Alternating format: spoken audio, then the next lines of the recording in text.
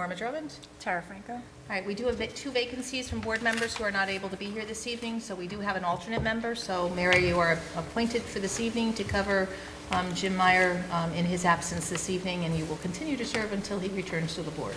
Okay. All right, can I ask everyone to stand for the Pledge of Allegiance? I pledge allegiance to the flag of the United States of America and to the republic for which it stands, one nation, under God, indivisible, with liberty and justice for all. Thank you. All right, just 2 items dealing with our agenda. Item number 4, Appeal 3668 for Joseph Calcutti will not be heard this evening, so if you're here for that one, the advertising wasn't done properly, so we will not be open that public hearing. And then item number 15, New Singular Wireless. The applicant has actually requested that that be heard next month, so we will not be dealing with that request this evening either. There are no minutes to approve. They're not ready, so we're just going to go right into, well, our next 2 meetings are going to be Tuesday, June 10th and Tuesday, July 8th. So our first item of business is a decision, Appeal 3665 Keeley.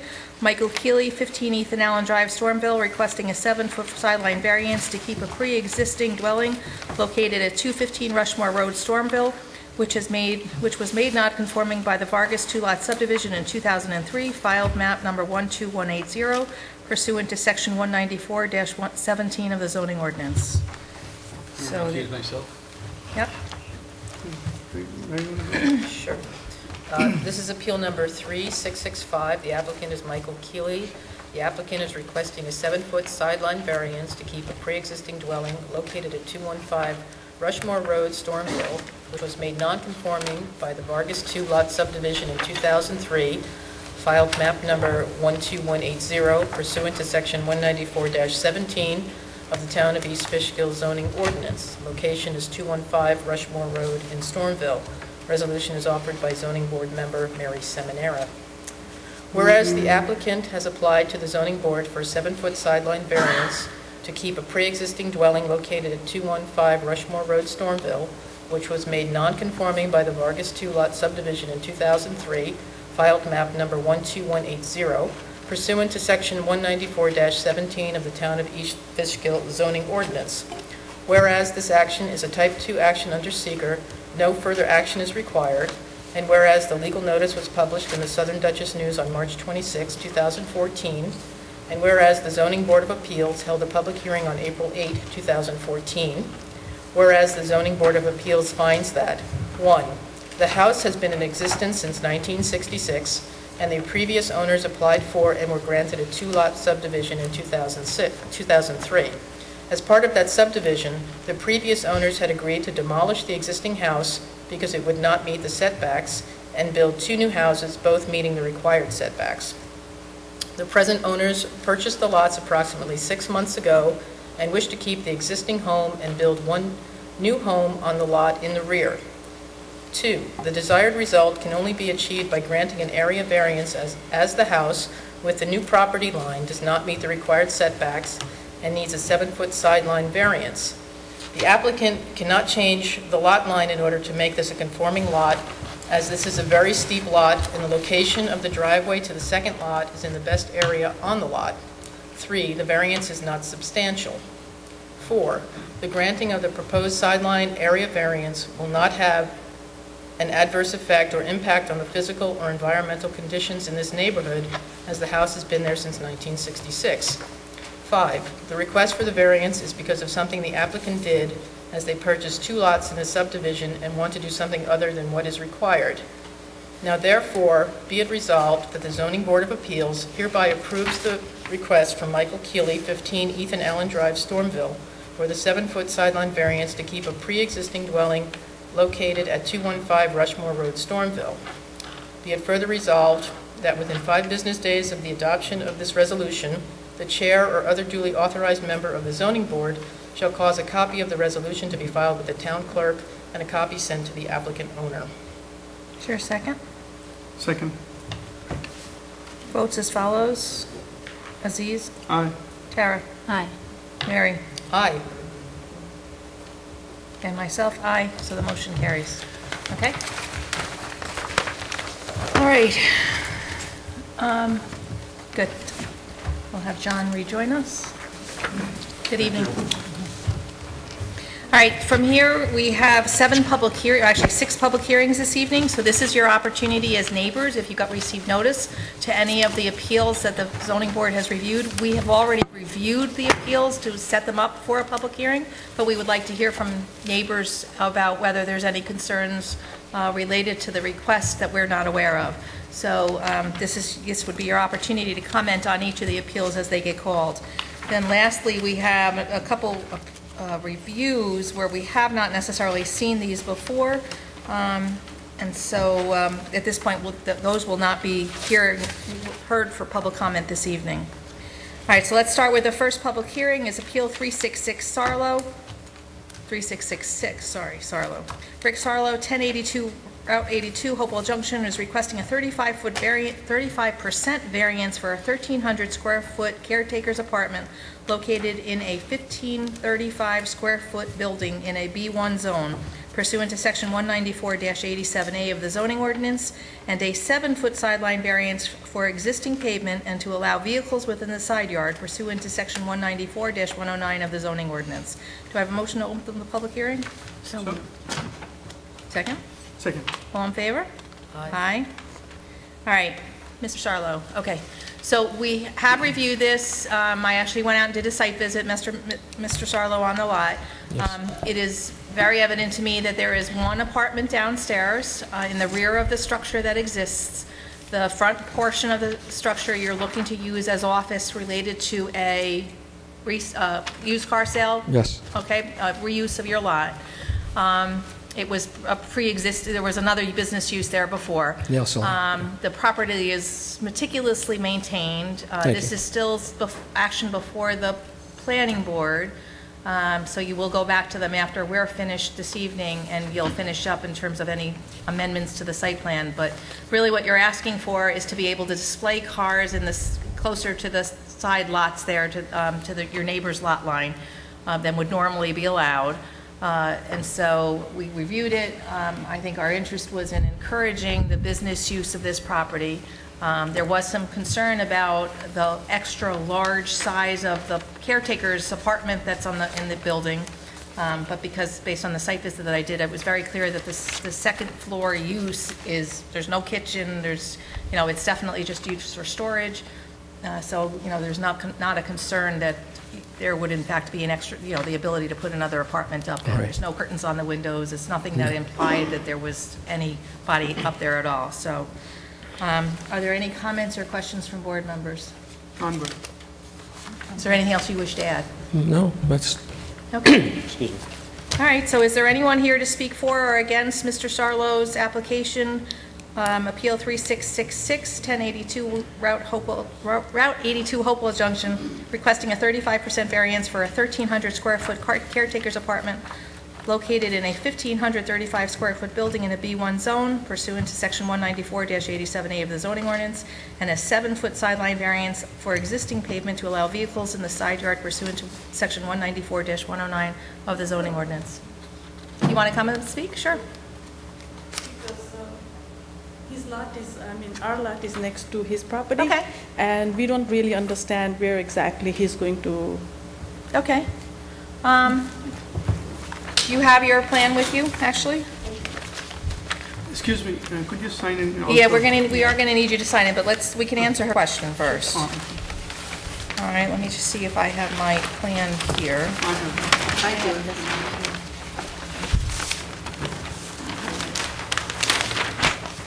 Could I just come up on the table here? Oh, you can do this. Yeah, that's fine. Come on up to the table, that's fine.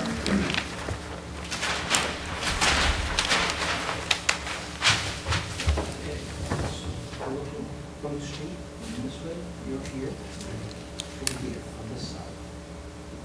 On the parking lot. All right, where there's existing pavement, he is requesting to be able to park cars diagonally. All right, but the pavement already exists, so he's not adding to the building. He's just requesting his ability to be able to use the existing pavement to be able to display cars. Because we didn't understand. No, We understand that. The notice doesn't necessarily explain things well. And again, the existing structure's not changing. He's just asking to be able to include the second-story storage space as part of the square footage of the apartment down below. All right? Okay. Could I ask you please to sign in, please? Again, we just want a record of, that. That's fine. Thank you. Anyone else? Good. How are you, Mr. Lewis? Gunther Lewis, 1075 Route 82. The letter that I received did not have the apartment request in it, only Okay. the 7-foot variance. Okay. Let's just double check that.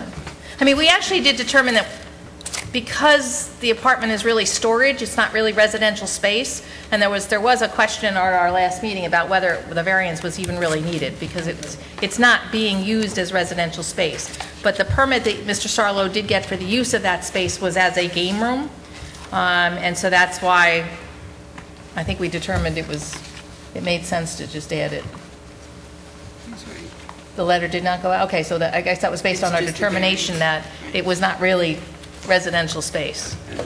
So, Okay. The second question I have is, when was the last site plan approved? 2003, maybe 2004? Yeah, 2003, 2004, 2004? right.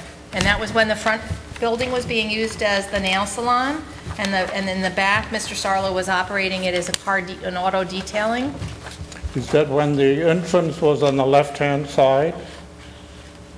No, the entrance is on the right-hand side. The entrance was on the left-hand The side. site plan is what, the site plan review that was done in 2004 is what made the entrance on the right side. On the right side. Correct. Does that site plan show that the paving was done on the left side of the house for the 7-foot variance? Pam, do we have the old, all I have is the materials that we have at this time. Give me a minute. Are you suggesting that the pavement on the left side of the building is not on the original site plan? I'm just asking the question. Yeah, I- You want me to Okay. go? It's downstairs. Give me a minute.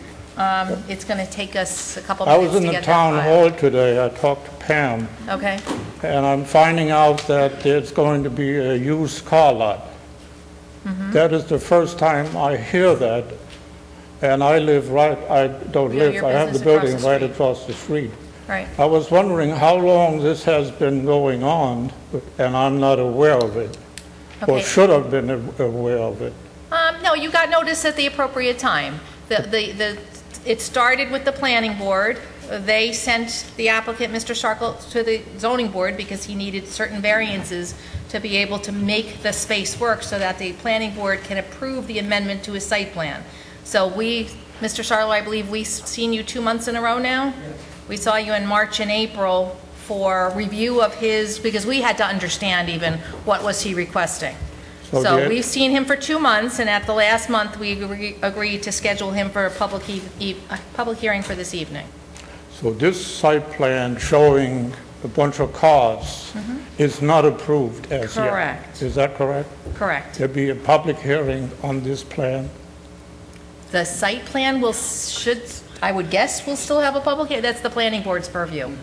But I would think it would be an amendment to the site plan, so I would think they would do a public hearing on their own. But that's the planning board's action.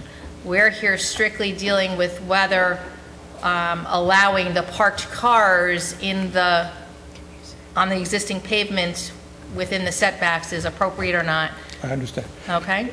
If a person rents the upstairs apartment, is there a fire escape?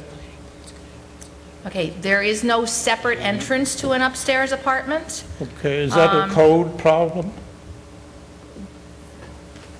There's no alternate means of egress out of that apartment. There is a window, but there's nothing outside that window. So, and there's not appropriate heights on the ceiling upstairs, so it's not appropriate for a separate apartment. Madam Chair, we think we understand that there's going to be a minor modification application after this before the planning board. I'm sorry, what? There's going to be a minor modification application to the planning board following the ZBA's determination. So does that mean they'll do Well- a public hearing, or I no? don't think we'll do a public They hearing. may not, they may determine a public hearing is not But that would be- necessary. I would think that you need stairs to go down in case of a fire, don't you think? That's If there something- was a bedroom use upstairs, you would, definitely. But if it's an apartment, it would think there is a bedroom up there, right? There's no bedroom up there. Well, It and says there's- apartment.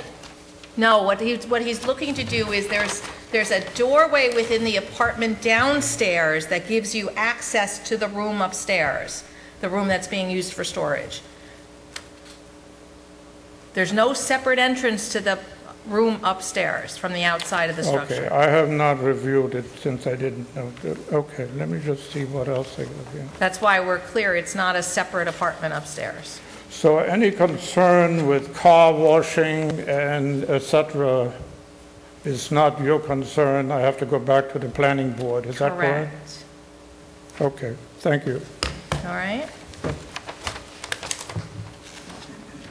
Anyone else? Seeing none, do I have a motion to close the public hearing? So moved. Second. All in favor? Aye. And I don't know if the resolution.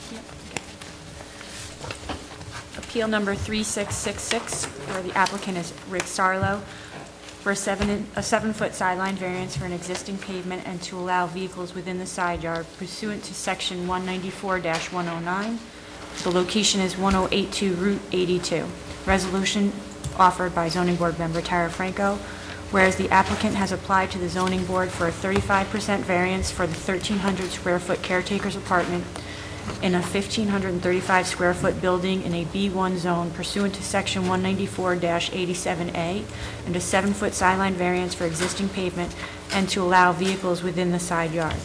Whereas this application is a Type 2 action under SECRA and no further action is required, and whereas the legal notice was published in the Southern Dutchess News on April 30th, 2014, whereas the Zoning Board of Appeals held a public hearing on May 14th, 2014, and whereas the Zoning Board of Appeals finds that the granting of the variance will not produce an undesirable change in the character of the neighborhood or be a detriment to the community. The desired result cannot be achieved by some other means, as the applicant would like to sell and display used cars and does not have the required room on the side of the property and would like a caretaker apartment in the existing house. The variance requested is not substantial. The proposed variance will not have an adverse effect or impact on the physical or environmental conditions in the neighborhood, as this is a commercial zone and there are businesses next to and across the road from this property. The caretaker apartment is an allowed use, however, the occupancy by more than one household will cause this approval to become null and void. Now therefore be it resolved that the Zoning Board of Appeals hereby approves the request made by Rick Sarlo, 1082 Route 82, Hopewell Junction, who is requesting a 7-foot sideline variance for existing pavement and to allow vehicles which are for sale to be displayed within the side yard pursuant to Section 194-109 of the zoning ordinance. Be it further resolved that within 5 business days of the adoption of this resolution, the chair or other duly authorized member of the zoning board shall cause a copy of the resolution to be filed with the town clerk and a copy sent to the applicant or owner. Your second? Second. Votes as follows. Aziz? Aye. Tara? Aye. Mary? Aye. And myself, aye. All right, your motion carries. You can go back to the planning board now. Okay?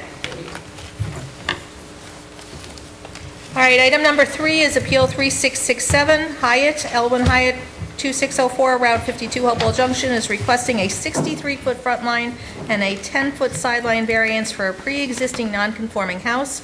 The house was built prior to 1922, which is located in a B1 zone, and a 10-foot front line and 530-square-foot variance for a proposed 1,280-square-foot detached garage pursuant to Sections 194-120 and 194-107C of the zoning ordinance. I'm going to recuse myself. Okay, do I have a motion to open the public hearing? So moved. Second. All in favor? Aye. Good evening. Good evening, Mark Day, representing Mr. Hyatt. Good evening, Mr. Hyatt. Do you want us to make a presentation? Well, you want, Sorry? Based on what we saw last month, okay? Let me just Go ahead. take us through, make sure we understand what's being requested here. Mr. Hyatt has previously owned the 2 adjoining lots, but recently sold the gas station lot and it's all the use that was on there, all the business use on there. Your existing house built prior to 1922 is in that same B1 lot, which is what requires a 100-foot setback from a state road. And the fact that it's a pre-existing house, it's been there since longer than the code's been in place, all right? There's no question you're not going to move the house just to be able to satisfy the code. In fact, you probably couldn't move the house back and meet the other setback requirements on the lot. There is an existing shed, and what you're proposing to do is put a new large garage in this place, essentially where the shed was. Yes, that would be the point. But larger so that, you can tinker around and do the appropriate things that you'd like to do within that garage. You will not be operating a business in that garage. And because of the B1 zone that it's in, your setback requirements from the side yard are minimal compared to what they would be in a regular residential use. We did have some discussion last time about, because we were concerned about the actual lot that your house is on appeared to still have the driveway related to the business behind it. But we do understand subsequent to that, the building department did some review for this board, that there is an agreement that was signed that allows that to continue for as long as you own your lot, at which time that will discontinue. So, but that agreement was appropriate to the satisfaction of our town engineer, so that became a non-issue for this board. The other issue that we were a little concerned about was the location of the residence next door, and in fact there's a ancillary business use structure, like a large shed on the business use behind, that appeared to be pretty close potentially to this potential garage. But we actually, Mark, thanks to your office, we were able to determine that the house next door is probably about 40 or 50 feet away. About from this. 44. 40 from the property line, and then another 10 feet in, so it's 54 feet away for the structure that's on the right side, so that was not an issue. Correct. And the fact that the structure behind is not a residential use, again, that was not necessarily an issue either. So really the issue is the lot is, I don't think you could actually put a garage on this lot, or at least a garage of any size, Actually and have doesn't it have a conform. driveway right now. We have to construct a driveway. It's never had a driveway, Okay, so. all right, so any questions or comments from board members? I'm good. No. Is there anything else you'd like to offer? I think I did your job for you. No, I'm going to leave it right here. Your associate did a good job last month. We understood the application. All right, so let me ask if there's any public comment on the appeal 3667, Elwin Hyatt, 2604 Route 52, Hopewell Junction, requesting a 63-foot front line variance and a 10-foot sideline variance for a pre-existing non-conforming house built prior to 1922, located in a B1 zone, and a 10-foot front line and 530 square foot variance for a proposed 1,280 square foot detached garage. Anyone wishes to make a comment? Seeing none, do I have a motion to close the public hearing? So moved. Second. All in favor? Aye. Aye. Mary, Oh, sure.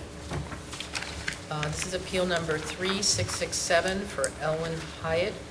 The name of the project is a 1,280 square foot detached garage at 2604 Route 52.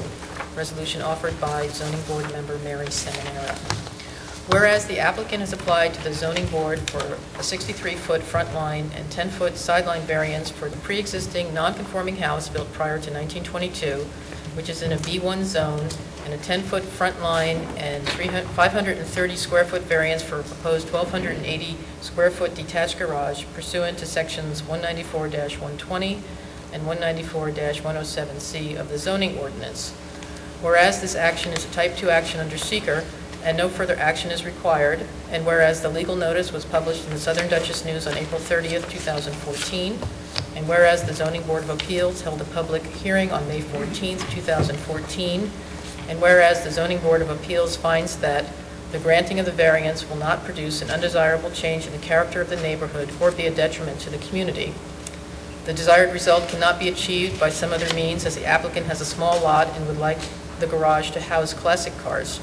The variance requested is not substantial. The proposed area variance will not have an adverse effect or impact on the physical or environmental conditions in the neighborhood. Now therefore be it resolved that the Zoning Board of Appeals hereby approves the request made by, and I guess I'm going to add lib here, Elwin Hyatt,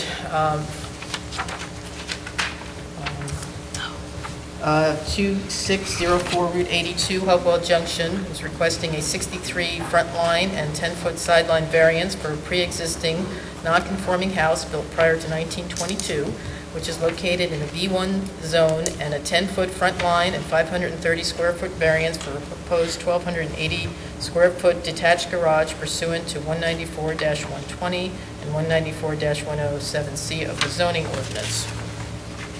Be it further resolved that within 5 business days of the adoption of this resolution, the chair or other duly authorized member of the zoning board shall cause a copy of this resolution to be filed with the town clerk and a copy sent to the applicant owner. Is there a second? Second. Votes as follows. Aziz? Aye. Tara? Aye. Mary? Aye. And myself, aye. Your motion carries. You're Thank all you. set. All right? Thank you very much. Have a good evening. Thank you, Mary. Sorry, Mary.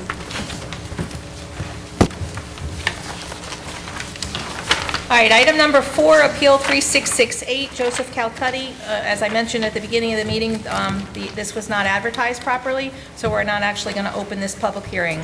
I believe the neighbors did get a letter, so I don't expect many of the neighbors would be here this evening, but we will hold the public hearing next month. All right, item number 5 is Appeal 3669, Kirsch, Eric and Corey Kirsch, 251 Blue Hill Road, Hopewell Junction, are requesting a 2-foot variance for an existing 6-foot fence which is located in front of the rear line of the dwelling, as well as on the property line pursuant to Section 194-98 of the zoning ordinance. Do I have a motion to open the public hearing? So moved. Second? Second. All in favor? Aye. All right, we did review this last month. The discussion pretty much was that when you purchased the house, there was a pre-existing 6-foot fence along the sides of the house up to a certain point. But that given the conditions of what you look at from your property, that it was you wanted to be able to extend that 6-foot fence to give yourself some privacy, some noise resistance from some neighboring activities, et cetera. And the fence is the same fence that was, was continued along. And, so our review did actually find that the fence probably was pretty appropriate. Are there any comments or questions from board members? I'm good. Anything you wish to add? No, we're good, thank you. No? Okay. So then, is there anyone here to speak for or against the appeal from Eric and Corey Kirsch, 251 Blue Hill Road, Hopewell Junction, requesting a 2-foot variance for an existing 6-foot fence located in front of the rear line of the dwelling, as well as on the property line? Seeing none, do I have a motion to close the public hearing? So moved. Second. All in favor? Aye. Thank you. Sure. Yeah. Keep it moving. Appeal number 3669, applicant is Eric and Corey Kirsch for a 2-foot variance for a 6-foot fence at 251 Blue Hill Road in Hopewell Junction. Resolution offered by zoning board member Tara Franco, whereas the applicant has applied to the zoning board for a 2-foot variance for an existing 6-foot fence, which is located in front of the rear line of the dwelling as well as on the property line pursuant to section 194-98 of the zoning ordinance. Whereas this action is a type 2 action under SECRA, no further action is required. And whereas the legal notice was published in the Southern Dutchess News on April 30th, 2014, and whereas the Zoning Board of Appeals held a public hearing on May 14th, 2014.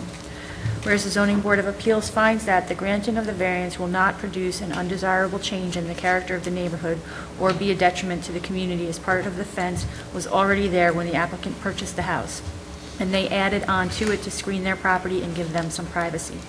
The desired result cannot be achieved by some other means, as it lines up with the rest of the fence as well as screens the adjoining property. The variance requested is not substantial, and the proposed area variance will not have an adverse effect on the impact on the physical or environmental conditions in the neighborhood.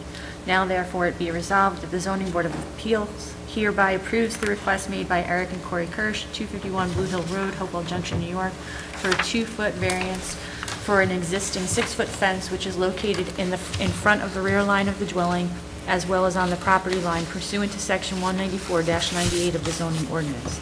Be it further resolved that within 5 business days of the adoption of this resolution, the chair or other duly authorized member of the zoning board shall cause a copy of the resolution to be filed with the town clerk and a copy sent to the applicant owner. Is there a second? Second. Votes as follows. Aziz. Aye. Tara. Aye. Mary. Aye. And myself, aye. Your motion carries. Thank you. very All much. right, have a good evening.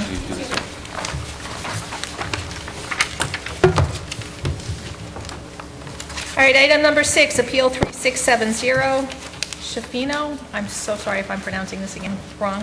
Am I okay, Al? Close enough.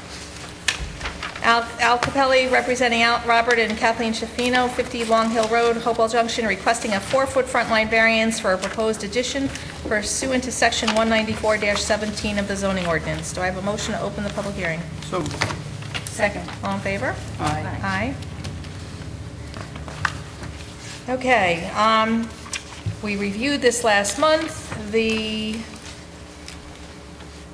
Al, why don't you take us through? I'm drawing a blank on No, that's okay. request here. Go We're- ahead. We're talking about one little corner that's, we're going to be, Oh, this is the curve in the road? the curve in Yes, the road. okay, And the okay. edge of pavement is 88 feet. Yes. Way in front, yes. Okay, this is because of the nature of the street and the large right-of-way that the town has in front of this property, it's really, the house is significantly far back. Correct. It's just because of the actual property line that it's not as far as it would appear to somebody driving on road.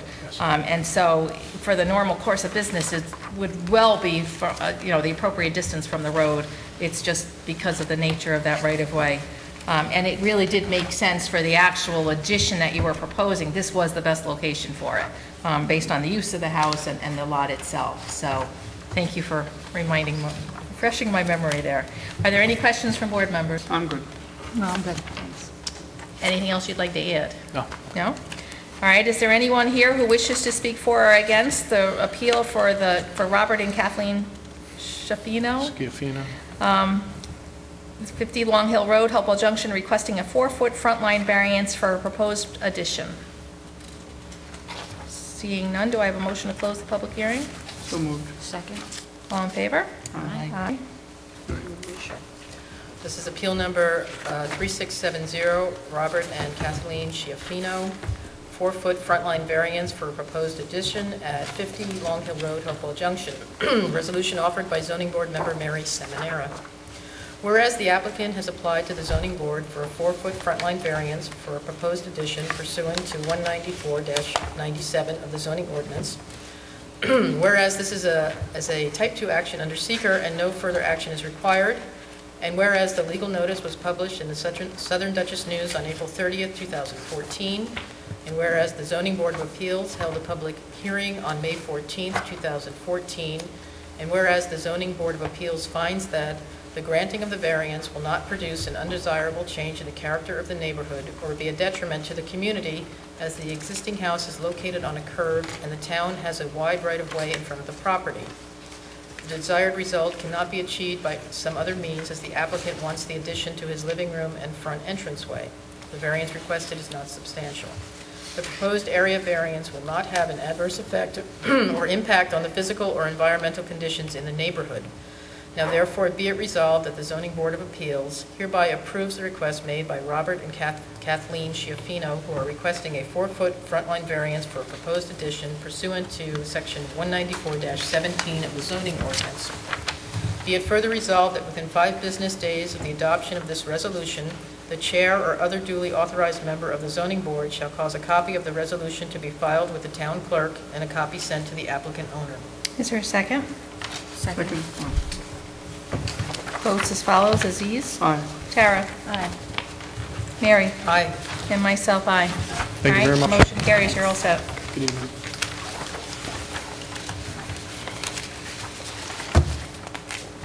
Okay. Item number 7, Appeal 3671, Paupst, Craig Paupst, 128 Binnewater Road, Hopewell Junction, requesting a 13-foot sideline variance for a pre-existing non-conforming dwelling and an expansion of a non-conforming use to add a second-story addition to the dwelling pursuant to Sections 194-17 and 194-123. Do I have a motion to open the public hearing? So moved. Second.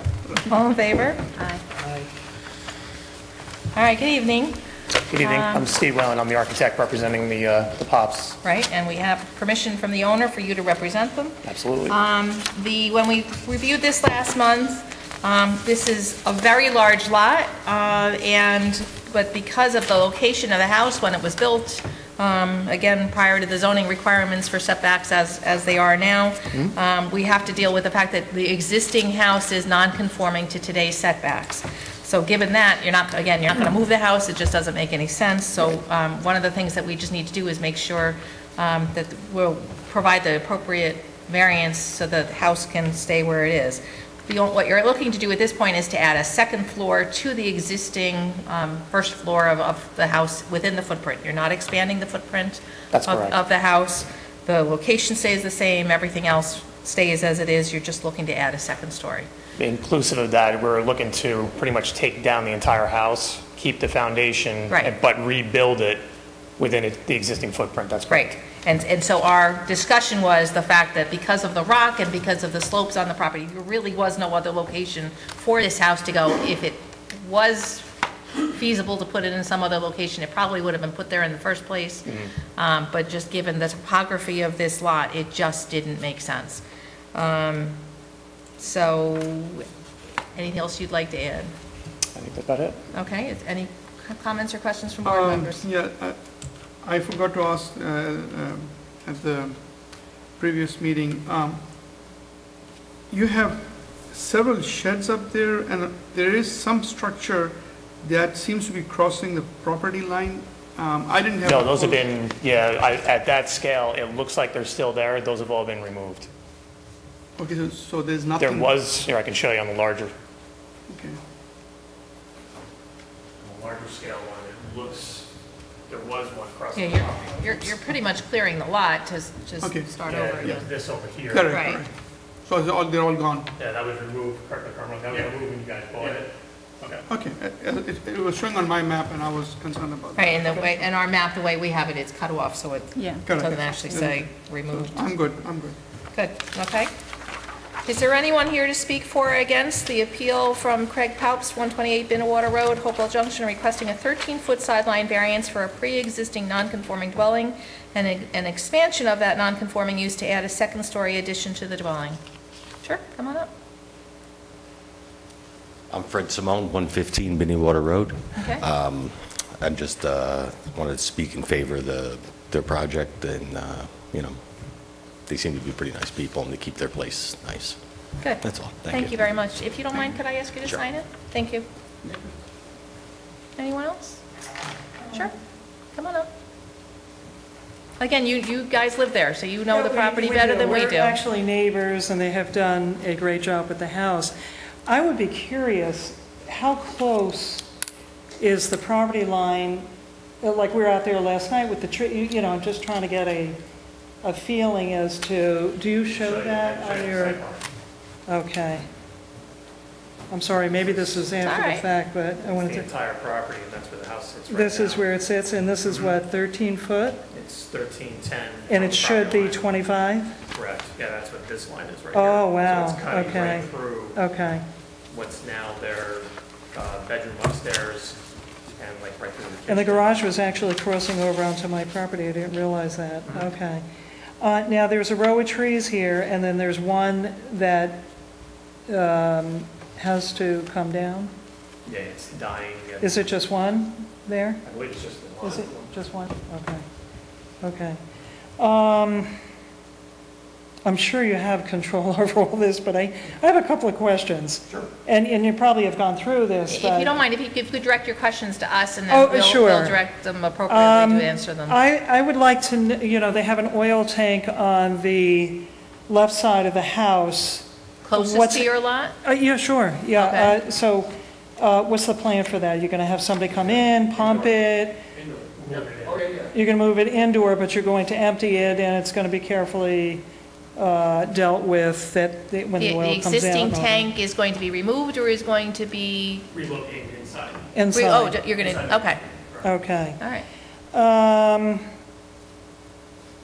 You probably could answer this, but they're adding up. And as far as their capacity for well per gallon, gallons per minute, How does that work? Are you increasing their pump for them, or? We're not increasing like the bedroom count.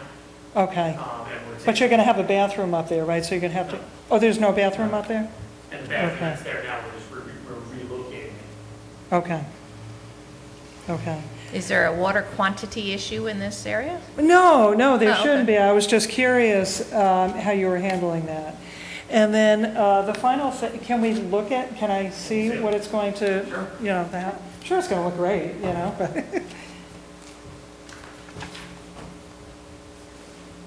This is the plan. If you're familiar with the house right now, the front deck comes out right through about here. Okay. This is their living room. Their, So this frame right here is the same exact frame? exactly. Okay, And this, even where the deck comes out here, okay, that's where the deck comes out now. So Okay. we're pretty much taking over 75% of the deck to okay. expand their living, it's like their living room right now is very, very Okay, tight. and their foundation is all solid enough to handle all that weight? Yeah, so when we go, Okay. when this all comes out, because like I said, we're going to tear down the existing house. Okay, When we go back in, we're going to take a look at that foundation. Okay. Make sure it's okay, repair it. okay, But from about here, it's just like this L shape right here. Yeah. That's going to require a new foundation because there isn't one there right now. okay, And we're going to reuse, there's a masonry foundation, or right about here. okay, We're going to reuse that. Okay. Because that's their existing basement. okay. And the project time that you have planned? I'll probably guess like 3 to 4 months. I mean, we Okay. want to have it done before the cold weather. Okay, and well okay. before that. Which prompts, you know, when you start to rip this down, right, you're going to have this open foundation, which is, I mean, you're going to have fencing up around that, you're Well, going to there's just- have, There's only like right not that here. I have little, you know, my kids are grown, but we have a little one across the street. Okay, this part of the house right here, Mhm. even though it's called a crawl space, Okay, just about slab on grade. I mean, the Okay. floors are very, very close. There's Okay. like no room under here. okay, So like any concern for like this being like a deep pit, okay, we're going to like one area over here. But our game plan is that like once this is down, okay, new construction's going up almost immediately. okay, great. I mean, it looks good. You know, it's going to be better. So, oh, in the front of it? Oh, that's great, yeah, very nice. Okay, all right. No, I'm okay, you know, just want to be part of the community here. That's fine. Sort no of problem. understand what's going on next door, so. That's fine. Okay, Thank you for coming. If you Okay. don't mind, can I ask you to sign in, though? sure. Thank you. Good luck, guys. All right. Anyone else? Seeing none, do I have a motion to close the public hearing? So moved. Second. All in favor? Aye. All right.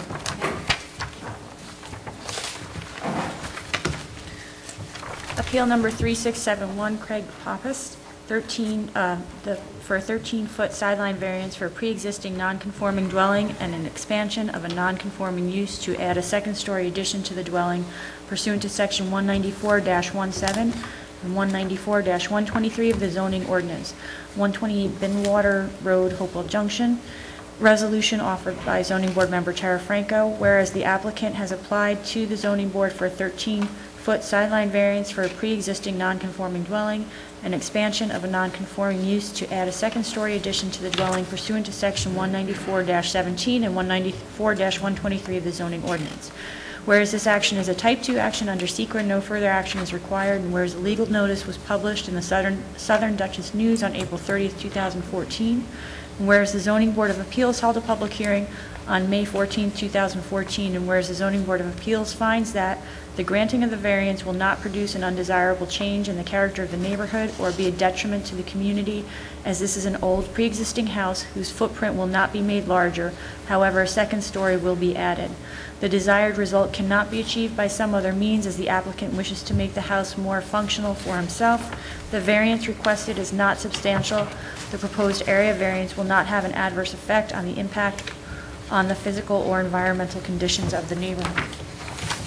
Now therefore be it resolved that the Zoning Board of Appeals hereby approves the request made by Craig Pops, 128 Binwater Road, Hopewell Junction, who is requesting a 13-foot sideline variance for a pre-existing non-conforming dwelling and an expansion of a non-conforming use to add a second-story addition to the dwelling pursuant to Section 194-17 and 194-123 of the zoning ordinance.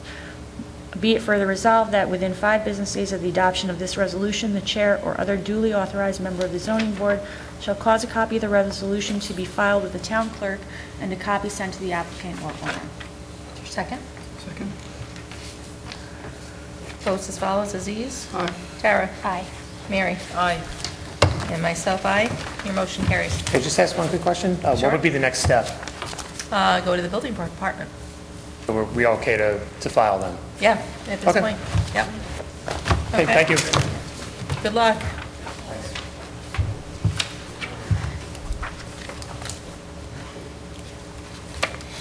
All right, next, item number 8, Appeal 3673 Tracy, William and Lauren Tracy, 9 Coach Lantern Drive, Hopewell Junction, requesting a 14-foot sideline variance for an existing 12-foot by 18-foot shed pursuant to Section 194-107 of the zoning ordinance. Do I have a motion to open the public hearing? So moved. Second? All in favor? Aye. Okay, we did review this last month. Probably the best put-together application this board has ever seen. Thank you. We do acknowledge that this is a self-created situation. Certainly. You do acknowledge that you did put up the shed without knowing that there was, a requirement for setbacks, et cetera. You do provide us pictures of the, of the shed, of how well it looks. It blends very well with your home. Moving it, you have a very thin, you don't have much room on your sides of your lot for you to be able to actually move it. You'd need a crane or some heavy. Absolutely. It would have been much easier if Equipment. we had become aware of it before the pool was constructed. Right. The pool kind of boxed us in. Pulling it forward is not an option because it would require altering the landscape and taking down trees. Right. Moving it back is not an option because there's a shallow trench that's used to divert water away from our pool. Right. And the only way to really pull it out of there is with a crane, which was And as we excessive. noted last night, it's actually nicely tucked into Yeah. the trees It where is, it is. And so actually requiring trees to come down just is kind of going in the wrong direction. Absolutely. So the board was pretty much in agreement. We wanted to hear from your neighbors before we made our determination, obviously, but it did appear that this was probably the best yeah. part of your lot to be able to put this on. Mm-hmm. So any questions or comments from board members? Is there anything I'm else good. you'd like to add? No. Okay. So is anyone here to speak for or against the appeal from William and Lauren Tracy, 9 Coach Lantern Drive, Hopewell Junction, requesting a 14-foot sideline variance for an existing 12-foot by 18-foot shed? Seeing none, do I have a motion to close the public hearing? Before we close the public hearing, I would like to make it part of the record that Howard Payne at 11 Coach Lantern Oh, the Drive neighbor. has Thank sent you. a letter supporting the applicant. Thank you. And then also Cindy DeSimone. Yeah, you have 12 several neighbors. Yeah, Yeah. 12 Coach Lantern Drive has also sent a letter supporting the applicant's request. So Great. we're making it part of the record. And- Thank you. All right, so yes, we did actually already hear from several neighbors, actually more than that. Yeah, Daniel McCartney next to us. He's the resident it's 7 directly affecting. Coach Lantern Drive. So that's what we meant by this was the most complete application. You even already had statements from your neighbors. So, all right, thank you for making that part of the record. So, motion to close the public hearing? So moved. Second? So moved. All in favor? Aye. Aye. Okay, because it's the best application, so I'm going to go for it. It's appeal number 3673. Applicant is William and Lauren Tracy, requesting a 14-foot sideline variance for an existing 12 feet by 18-foot shed pursuant to section 194-107 of the zoning ordinance. The location is 9 Coach Lantern Drive, Hopewell Junction.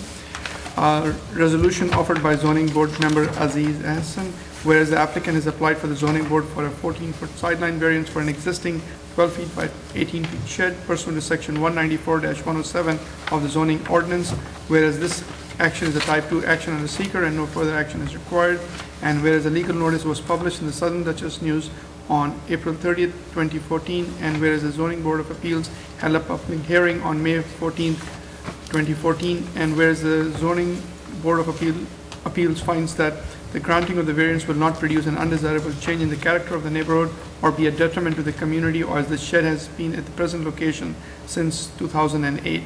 The desired result cannot be achieved by some other means, as the applicant cannot move the shed without bringing in a crane over their neighbor's property, both of which would have to go over the septic and leach fields. The variance requested is not substantial. The proposed area variance will not have an adverse effect or impact on the physical or environmental conditions in the neighborhood, as it's a wooded area of the property. Now therefore be it resolved that the Zoning Board of Appeals hereby approves the request made by William and Lauren Tracy, 9 Coach Lantern Drive, Hopewell Junction, who are requesting a 14-foot sideline variance for an existing 12 feet by 18 feet shed pursuant to section 194-107 of the zoning ordinance. Be it further resolved that within 5 business days of the adoption of this resolution, the chair or other duly authorized member of the zoning board shall cause a copy of the resolution to be filed with the town clerk and a copy sent to the applicant owner. Is there a second? Second. Votes as follows: Aziz? Aye. Kara? Aye. Mary? Aye. And myself, aye. Your motion carries. Thank you very much. Have a good Thank you evening. very much. And please compliment your wife on her application. Thank you. Take care. All right. All right, our public hearings are now over, so we probably made it look like it was really easy in terms of your appeals, but that's because we do all the hard work in the review. All right, so we're going to start now with these are really applications we haven't seen before, and I apologize ahead of time because I know I'm going to mispronounce the name, but Deborah O'Delly, and this is Appeal 3672. O'Delly, and please pronounce that second name. Akimola. Akimola Dim. All right. My apologies. 10 Circle Drive, Hopewell Junction, requesting permission to keep an existing 12-foot by 12-foot gazebo in front of the rear line of the house, meeting the required setbacks, and to allow a new 12-foot by 12-foot shed to be placed in front of the rear line of the house, also meeting the required setbacks pursuant to section 194-107B2 of the zoning ordinance. Good evening. Good evening. All right, so our understanding is that the gazebo already exists, but that you're looking to add a shed as well. Yes. Correct? Yes. Okay. There's a shed on the property line. Is that shed being taken down? Yes, it's been removed. It's been removed already? Oh, good. Okay, thank you. That would make sense. The gazebo, you had the gazebo previously moved? Yes, it was moved. Because it was closer to the property line, and so you moved it into the setback? It wasn't close to the property line, to my understanding. Okay. But I was told during the closing that they said they have to move it. Okay. But to my understanding, the gazebo was more than 25 feet Right. from the property line, from the side Yes. property line. So now it's moved back, which is still maintaining 25 So feet. you maintain the Yeah, setbacks? it's still Okay. maintain 25 feet from the sideline. And this is a corner lot. Yeah. All right, and so the issue is because you are on a corner lot, your ability to place the shed that you'd like to put in there is very limited. Yeah. Because you don't have a very deep backyard. Yes, I really don't, because I Right. have a very wide yard, but not deep. Right, you have a lot Yeah. that kind of goes around. That's I agree like with a you. so- yeah, exactly. And so from the corner of the rear corner of the right part of your house to the property line, it looks like it's only 50 feet, right? If I'm reading it correctly? So you really don't have a whole lot. And where's your septic? The septic is in the back. The Oh, in the back, the right. water field is in the back, and the dry water, the dry field, and also the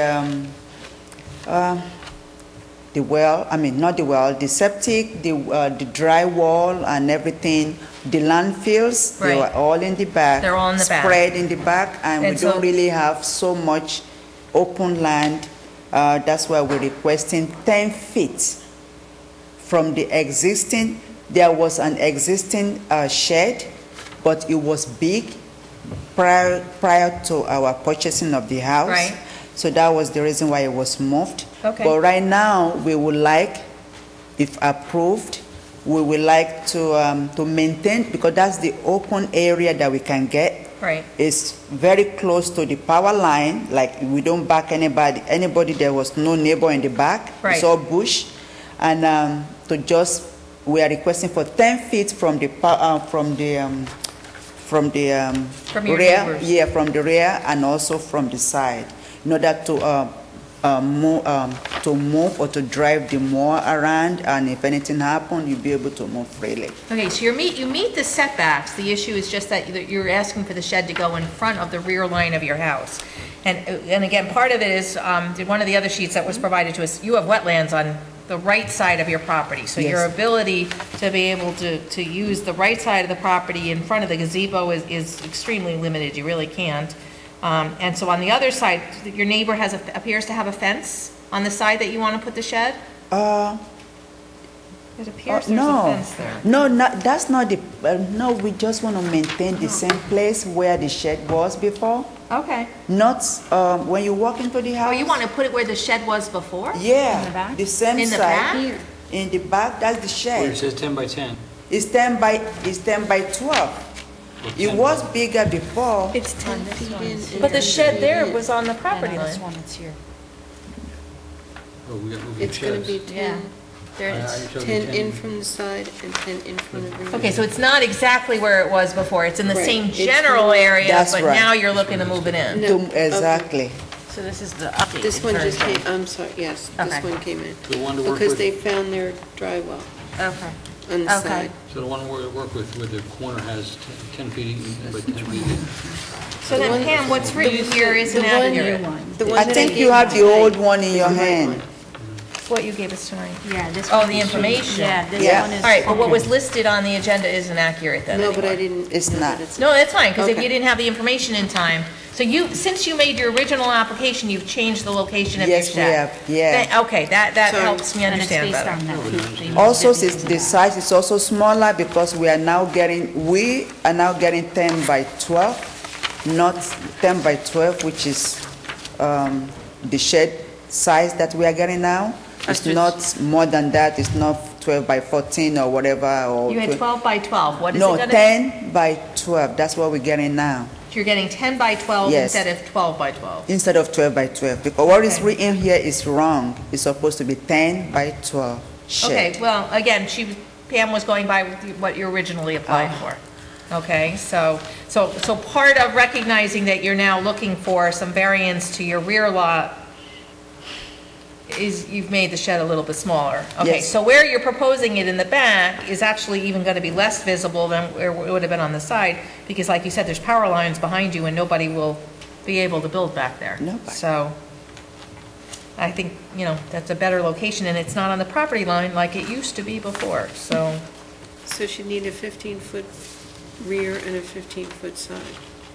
All right, board members understand Yeah. that? She needs 15-foot rear and 15-foot sideline. Is that what you're giving, or Variance. 10? We're asking for 10? Well, you're asking for it to be 10 feet away, but it's supposed to be 25 feet.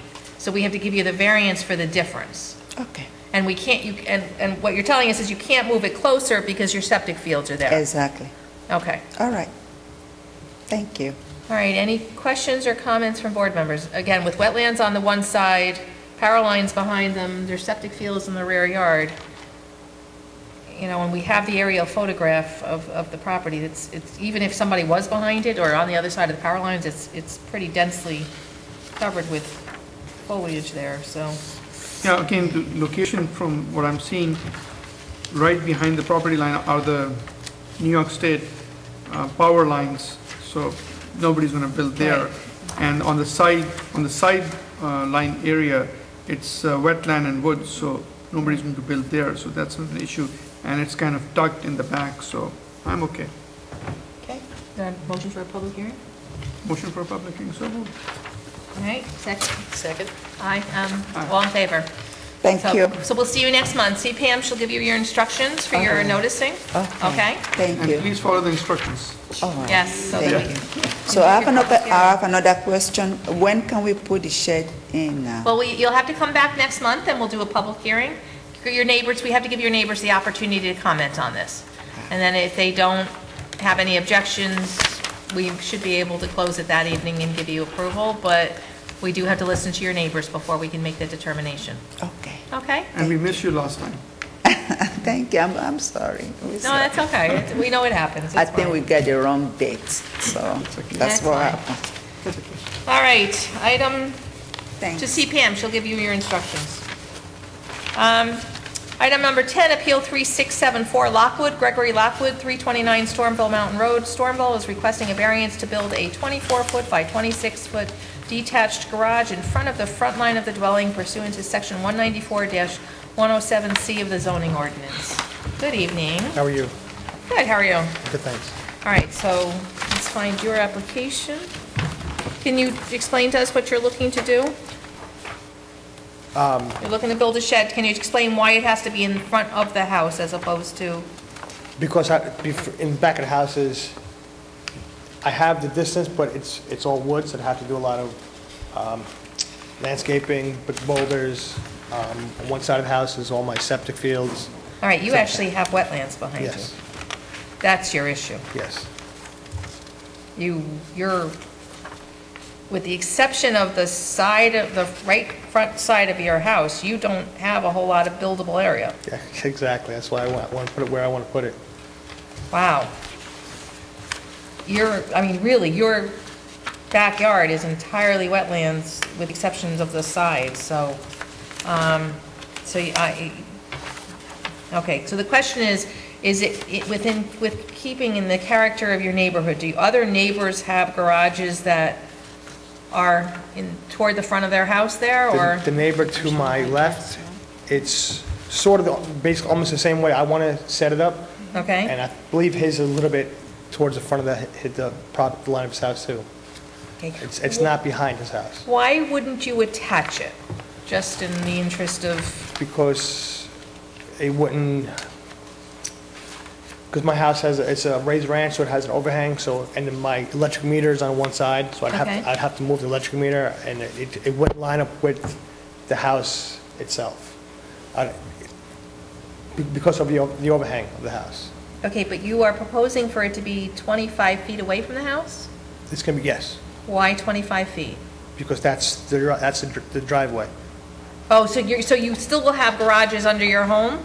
No, And so you still wanna- I have no garage. You have no garage now? No, All right, so why are you proposing 25 feet away from your house? because that's, the driveway itself is going to be between the house and the garage. So when you pull into the garage, you can just pull right into the Are driveway. you going to do a separate driveway? You appear to have a loop of a driveway in front of your home. Well, I do have a horseshoe, but there's actually a little parking pad that happens to be not on that for some reason. I don't know why. You're not proposing another driveway No, to get to no, this not at all, garage, right? no. Okay. So what you're saying is there's more driveway than what you're showing There's a- us on your application? On that is another probably 10 feet that they never added Who on. provided this survey for you? That's the original when I bought the house. This is what you were given, was a handwritten survey? Oh, no, I put the garage on, but I have the original for what I was gotten, what they gave me when I bought the house. Okay, so, come on up here for 1 second, I just want to make sure I'm understanding this. I'm seeing the horseshoe of a lot, of driveway, I'm not seeing any other asphalt. Where's the What am I garage? missing here? Right here. This comes down with this. All right, so you drew this on, but you didn't really draw the whole driveway on. I never drew, no, all this was. This was on there before? I just drew the garage on. All this, the Oh, okay, driveway. all right. And the house is this is the original. Okay, all right, that makes sense. So you've added additional asphalt. No, that was when I bought the house, that was there. They never added it on to my survey. How old is this survey? 1990 something. 1992. Okay. Where are the garage doors going to be? Here. So when Okay. when you come into the driveway, you can turn right in. I got like 25 feet. And so you need 25 feet because as somebody backing out of the driveway, I have they the need room here, turn, yes. they need, in essence, like a hammerhead to be able to get out. So I have the room here. That's This- why you need the 25 feet. This is where it is, yeah. Okay, so the good news is for your neighbors, the garage doors are not actually going to be facing the street, they're going to be facing the house. So what is the side of the garage? What are you proposing that it's going to look like? Is it going to match your house? Yes. Okay, that's good. All right. Is it possible to move your garage a little bit back? I mean, because it's really sticking out quite a bit. Yeah, but if you look, his house is already in the wetlands. Oh, yeah, I know it is. but- Look, I know it is. there's the It's- corner of the house is right there, so yeah, you might be able to move it back just a little bit. Right here, it sort of drops down a little right here, so this is almost perfectly level. Oh, so that's your flat area of your It's lot. Right where I want to put it, it drops down with the house, but the house pitches, it probably pitches down a little bit. Well, all it would mean it would be you'd have to do a little bit more of a foundation there. Yeah, But you're looking to line it up with the back of your home. no, it's gonna be, he's almost. Oh, it's in front, it's Yeah. a little bit in front. It's- Okay. Yeah, it's not in the back, it's right back here. Okay, how big is your home versus what's the square footage of this garage? It's about 620 square feet. Okay, so you're fine that way. All right, why don't you take your plan, go back to the microphone just so that people can hear what you're saying to us. And so you're proposing this for regular residential garage use? Yes. Okay, no residential space? Is there a second story Nope. to it? Okay, good. And the driveway to this will, again, what you've said is within the horseshoe, as you get closer to the house, there's existing asphalt, and then Yes. the front of, the side of the garage would be what's visible to Stormville Mountain Road? Yes, and the garage doors will be facing the driveway, facing my house. How far does the existing asphalt go back now? It goes back to the front of my house. The front of the house. Actually, no, excuse me, maybe about 2 feet behind the front of my house. So you'll actually need a little bit more asphalt to be able to serve the second bay of the garage? I would have to, if I got to bring it back a little bit, I have to put another foot or two asphalt or, No, it looks like it's going to be more than a foot or two. It's probably half the width of your house. no, it's not going back that far in the middle of the house. It's only going back a couple of feet behind the front line of the house. Doesn't it look like it's That's going not back gonna half be- the It width looks like of this it's going house? halfway, yeah. Come on back up here again. Really? Yeah, if What you you've drew a given line us through the house, that's- shows that this is the back line of it. That's more than half the width of your house. This plan is not to scale. Okay? I did my best trying to measure everything out to scale, but I do have the 50 feet from here, and the house, the garage ends up just about here, on my house. But according to what I had to work with, those are my measurements I got. Okay. See, that's the problem with you drawing on somebody else's survey. Because this corner of the house is 57 feet away. This is, I don't doubt, that if this is 26 feet. So you're only, if you're proposing to start 50 feet back, then you only have 7 feet more to the front of the house. If this is going to be 26 feet this way, you're going back Yeah, but- quite a ways. But it's not. From the road to the back of my house, I have over 75 feet, almost 80 feet from the road to here. Okay. But that But that 57 57 foot is the front of your house, right? is to here, and then the 50 is to the road? Yeah, from the road to here, before I do this, I measured up, I had 50 So that's feet. only, what I'm saying is that's only 7 more feet to the front of your house. But you're saying your garage is going to be 26 feet. So that's, your garage is going to go 19 feet toward the back of your house. This is 26 Yes. feet. If this area here is only 7 feet, 7.62 feet, right? This is going to be 19 feet back. But they look like they're measured from different points. If I can read this correctly, that the 57 goes to this point, it looks like the 50 goes to here. Am I misreading this map? No, I Is think that you're what you right. did? No, it's 50 feet from here. 50 from your property line. Oh, okay, but this measurement looks like it's, Well, like it's To pointing to the overhead utility line. yeah. And the right of So way. They don't look, they're coming from the same place. So Yeah, the thing is that the But the archi- house is still 57 feet back. Correct. But it's according to this, that's what it says, but it's not, except this isn't exactly the scale. Because I got 50 feet from here, and then with the length of the garage, I just come inside the corner of my house. The 57 feet is from the edge of the pavement, from what I can see. 'Cause I see an edge of the pavement, and so the 57 is around from the edge of the pavement, and you are drawing your 50 feet from the utility line. No, it's actually from the pavement here. It's 50. Okay, so this goes here then, okay. But the pavement's not necessarily a problem. What, Pam? The pavement's not necessarily property line. Right, I know, that's our concern. The pavement might not be your property line. Because if you look under where the Stormville Mountain Road, Mhm. it says edge of pavement. Correct. I'm just, so you're telling me instead of just 7 feet in front of your house, this is really gonna be 24 feet in front of your house? That's a huge difference in terms of what it's gonna look like. Correct. And that gives me great concern than just 7 feet. Why is that? Well, it's an entirely new structure, then that's gonna become the focal point of what people are gonna look at as they go up your driveway, or as past your street. When they look up, they're now gonna be looking, front and center is gonna be the garage as opposed to being your house. That's not the way it should be. Well, my neighbor on this side, also the same thing, his house is right here, and his garage is very similar. It looked more even with the It looked Yeah, more they're very- even. Yeah, it's not that far. Here's your neighbor, Yeah. okay? It looks even. This is an aerial photograph that we're looking at, so it looks even. Maybe it's a foot, but it's not gonna be, there's no great significant difference. What you're telling us, if this is only gonna go 2 or 3 feet back, then this house, which is, this garage, which is 26 feet this way, is gonna be 22, 23 feet in front of your house. Correct. Mike, do you need something? Oh. Do you understand what we're saying? No, I understand, but I mean, I'm still gonna have the 50 feet from the Doesn't- property line but- to the garage.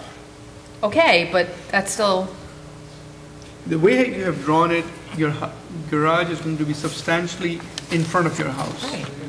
Because you're using two different measurements from, you know, and so that's a concern of mine Well, also. I might have measured it from the wrong spot, I thought this is my property line, that might be my property line this side, so if that was the case, then. Here's your property line. What's his edge of pavement then? There's a right of way. Okay, no, I understand. Okay. So the town owns some property there. So you've got to go by your property line. Where is it? You've got to go 50 feet back from your property line. That's why I'm telling you, if this is 57.62 feet, you got to be telling me that this is 7.62 feet right here, which means that 19 feet is going to be behind the front of your house. Okay, and would that be acceptable?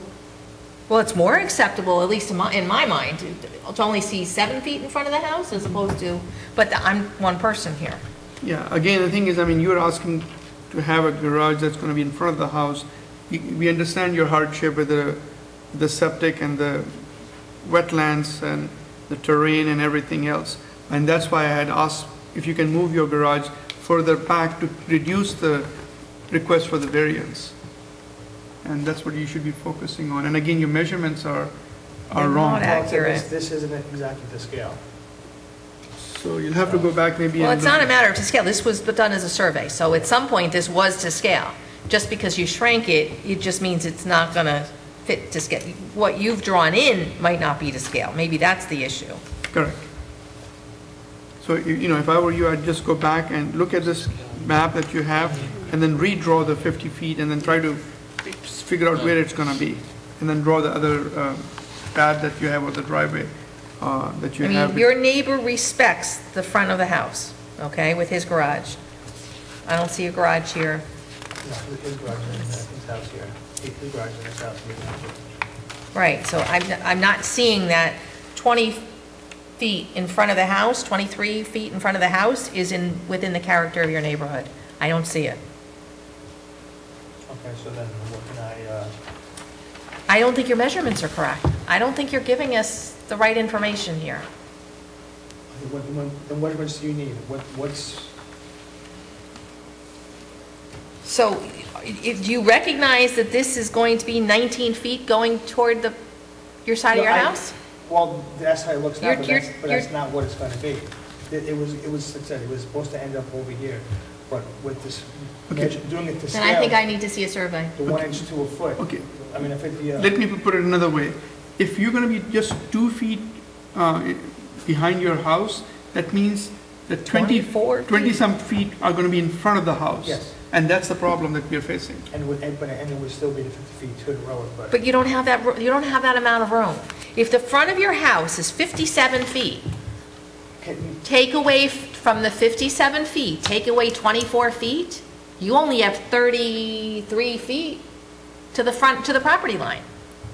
Okay, then from the road to my property line, how far? Don't in- go by the road. You have to use your property line. So my question is, so where would it say here, how far my property line is in from the road? Doesn't matter. Okay, it's 57 feet because this is. From the edge of your property line. Correct. Actually, it's not from, let me just look at this thing. Yeah, it is from the edge. Yeah, that is from the edge because you see the arrow.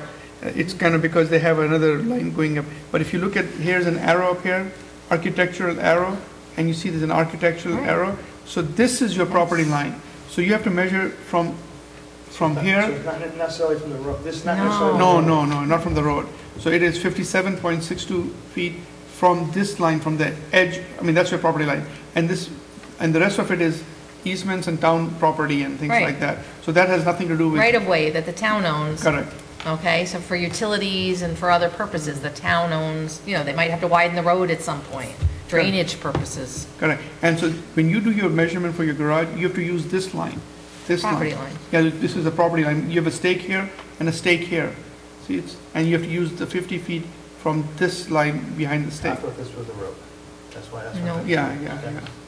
All right, so you see, part of your driveway goes through the right of way, which is fine, that's perfectly appropriate. Your property line ends well before the road. Correct. All right, so I think you've got to go recalculate what this is going to look like before, all right? Because you may have to build onto that area that drops back, and that may affect what size garage you want, all right? We're going to see you again next month? Yes. Is this, which pen is this? I think so. Is this your pen? It's not mine. Well, mine. Okay. Okay, thank you. All right, so we will, Mr. Lockwood, we will see you next month? Yes. All right, and you just refigure it out, just, all right? Make sure that you understand where this is gonna start and where it's gonna end up in your house. Okay? Or not in your house, you know what I mean, along the side of your house. Okay, sure. Thank you, we'll see you Maybe next your month. All right, that was item number 10. Item number 11, Appeal 3675 Hanson, William C. Hanson, 14 Saddle Ridge Drive, Hopewell Junction is requesting a 15-foot sideline variance for an existing 20-foot by 16-foot shed pursuant to Section 194-107 of the zoning ordinance. Good evening. Excuse me. I think there's a couple of kids in the back. Oh, do we have some John Jay students? Are you here for your PIG class? Would you like us to sign your certificates? Come on up. Anybody at the table here can sign it for you. Come on down. Thank you. And PIG stands for Participation in Government, so most of us have had kids that have gone through this, so. What meeting are you attending? The board meeting. Which board meeting? Which board? Fishkill board meeting. Oh, Not quite. Zoning Board of Appeals. 5/14/2014. Sure. Oh, I saw her leave. I did see yes. her. Yeah, I saw that's her it. leave, that's fine. You can just sign this. Sorry, we usually try to get you guys out of here around 8, and I didn't realize you were back there. Okay. No problem. Did he fill out what meeting he's at? No, I What meeting are you at?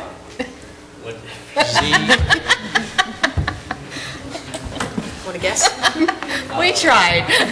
An hour and a half and you An hour and 20 minutes, and he hasn't figured out where he is yet. Okay. need to talk to, who's the teacher? Michael Macklin. Oh, Macklin. Just say, Mr. Hassan.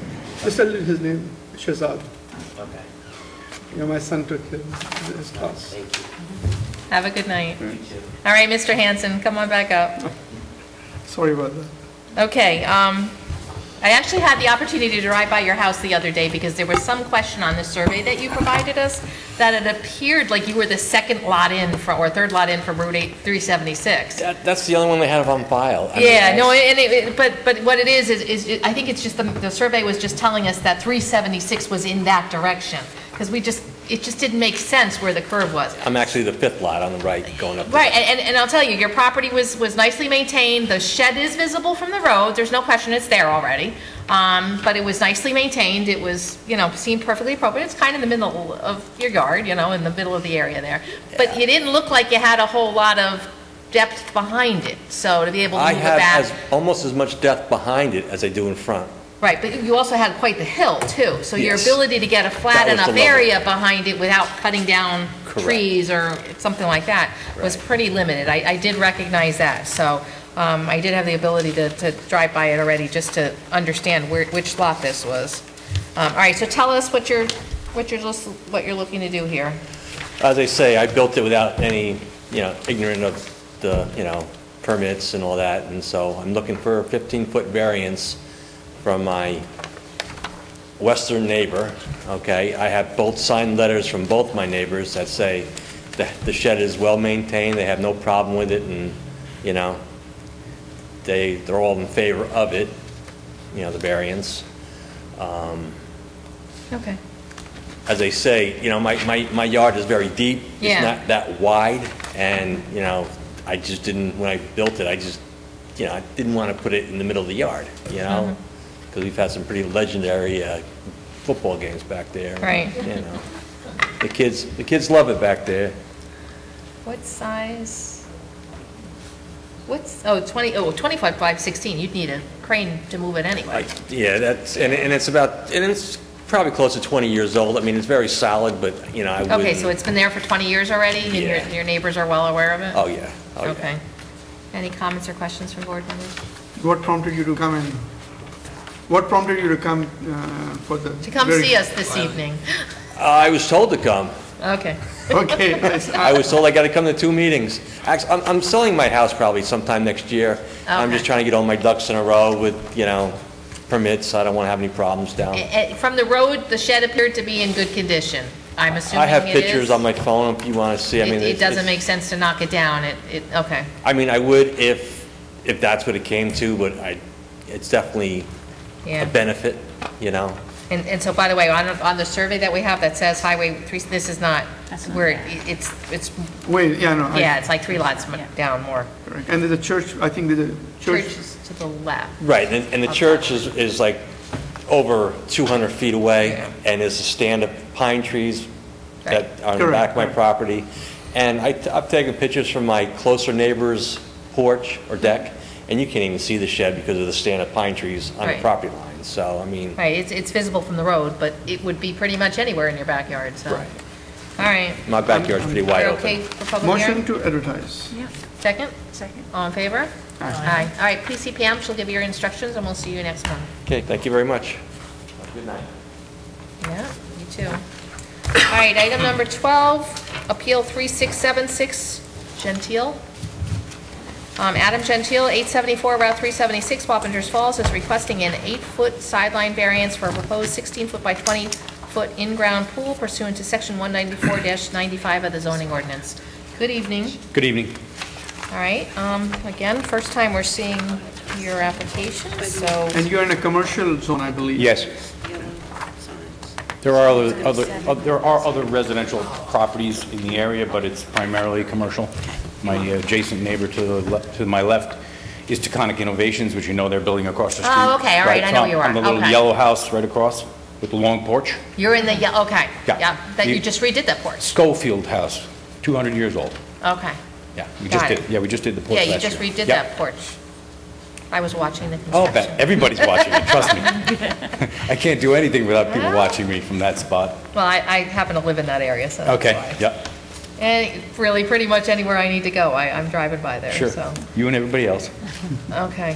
So tell us why 20, Okay, so, why 16 foot by 20 feet? Why not an above-ground pool? well, personally, above-ground pools are hideous to me. I mean, we don't like the look of it. Our yard is very flat out the back. It's a walk-right-out type of deal. There's no stairs, and, there's just the view. It's a very deep lot. And in the back, we have the owner of the property behind us has a pond. There's a lot of trees back there, but it's extremely deep. If you can look at the plan, you can see how deep the lot is. We have a young child and a teenage daughter, too. So the point is we would like a pool that's, we talked to, Rainbow, they're going to be doing our pool, and we kind of sized the pool so that we could enjoy it. We have got a large extended family, too, that comes over, want to enjoy the pool. And the garage is my issue. It impinges on the, the left-right width of the lot. So, in order to have the pool relatively close to the house, There's not much we can do because the nature of all those lots are diagonal and narrow. Okay, did you change the size of your pool? Your application says 16 foot by 36 feet. That should be correct. Oh, What okay, does it because say on the somehow 16 by 20? Pam got the sense it was going to be 16 feet by 20 feet. No. It should say All right on the, do you have the plans? Yeah, I do, and that's why I noticed that there's a difference in the size. No, it should be 16 by 16 Okay, by 20 so- would be an odd size. So it does beg the question, 16 feet by 36 is a significant size pool. Sure. And so when you're looking for a variance, we have to try to minimize it to the best that we can. Unfortunately, the 16-foot side is the side that would help with the variance, and I The don't know next that, step I don't know down- that you can shrink down much more than 16 14 feet. feet is, I talked to him about that, and he Yeah. also said that, see, we want to have a diving board. Mm-hmm. So when you go narrower, he said the whole, what do you call it? He called it proportions of the pool Right. gets out of whack, and it's you got a Roman end on it. So he said it's going to look really weird. Yeah. It's going to look like a slice of water in the backyard. Our point was, literally our neighbor is, it's not heavy commercial, but a lot of traffic there. And, we're trying to maximize we're planning on staying, I think I talked to you about it when I was in your office. We've been here 15 years and we don't plan on going anywhere. We want to raise our kids through the school system and, try to enjoy the property. It's, as you can see by the front of the house, Right. with all You've the done a lot of traffic, we work can't already. enjoy the front of Yeah. our house at all. Right, and you've done a lot of work, and it's, certainly has improved the house already. Question is, why can't you move it closer to the garage?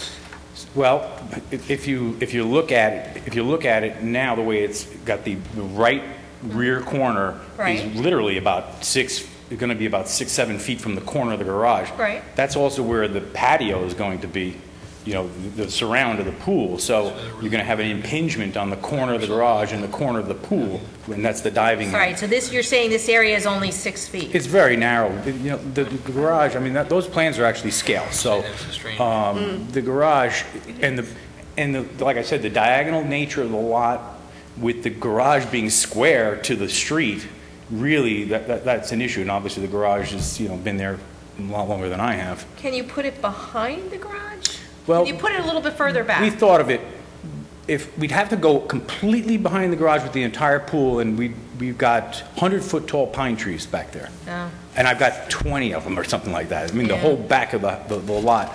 And the other thing is the safety thing, I don't want to have to run out to that pool, if something goes wrong. And Right, it you want would to be able like to keep 100 an eye on the feet. kids back there. Yeah, I mean, it's got to be relatively close, and I can't pull it closer to the house because I have a dry well between the house and that location of the pool. So, It's very difficult, it has been very difficult for this board to approve variances related to pools, okay? Because it's not a necessity, it's not, something that's like a garage that you're really going to use every day, So it's, and actually, a garage tends to hide some of the stuff that would normally then be out and visible in your yard. This is more for recreational use, so it just makes it more difficult for us to be able to. I understand, but if you look at my driveway, Mm-hmm. which is a easement with the owner next door. That was going to be my next question. Okay. It appears to be next door. So Go ahead. the driveway, so if you think about the lot being diagonal in nature and it's a straight line just Right. to the right-hand side of the garage, I can't even have my kids in the driveway because the Conic Innovations has cars going in all day up till 8 o'clock at night, and we're trapped. I mean, we have Right. nothing, especially in the summertime. My son is 10. Their rear lot is fenced in there. It's completely fenced. There's no place for us to So you're protected go. from that side in that you do have some privacy on that side. Right, we do have the fencing, which is good, but my real point is for the family and my son and my daughter, I can't have them in the driveway because it's just not safe. And we only have the backyard. The front yard, we go out there to power wash the front of the house because it turns black from the road. So, our issue is that like I said, we don't want to go anywhere. We really love this town, and we just don't have any place to enjoy our property. Okay, let's talk about these driveways. Sure. Your neighbor to the left. Yep. His driveway appears to be half on your property. It is. There's an easement for that? We don't have an easement. They just pave the driveway. Okay, and then your driveway appears to be. I have an easement for that. You have an Yeah, easement for yours? that's in our deed. Okay. Yep. So that driveway that you're seeing on my left was not, I did not pave that. They paved that. Actually, the previous owner of the house before, I can't remember Anthony's last name, he's the next door neighbor now, but the previous owner paved the driveway. Is this the dark brown farm? No, that's the That's another one over. Helmsorg's, that's Debbie's house. This So is the a two-family. two-family, Right. yes. So, Okay. and if you, We have great Halloween decorations. yeah, right. Well, they left, they're gone. It's a rental, Oh, that's a okay. rental property, so. Okay. You know, so that's a horseshoe driveway behind that house, and it was always dirt where that driveway is now. And then Right. they just blacktopped it. And, you know, I had a feeling that, you know, the guy was going to claim adverse possession on it because, you know, I raked the dirt. You know, it was just one of those things. So it's not my blacktop. They could cut it off, take it out. I don't care. That's not my issue. Do you know your neighbor?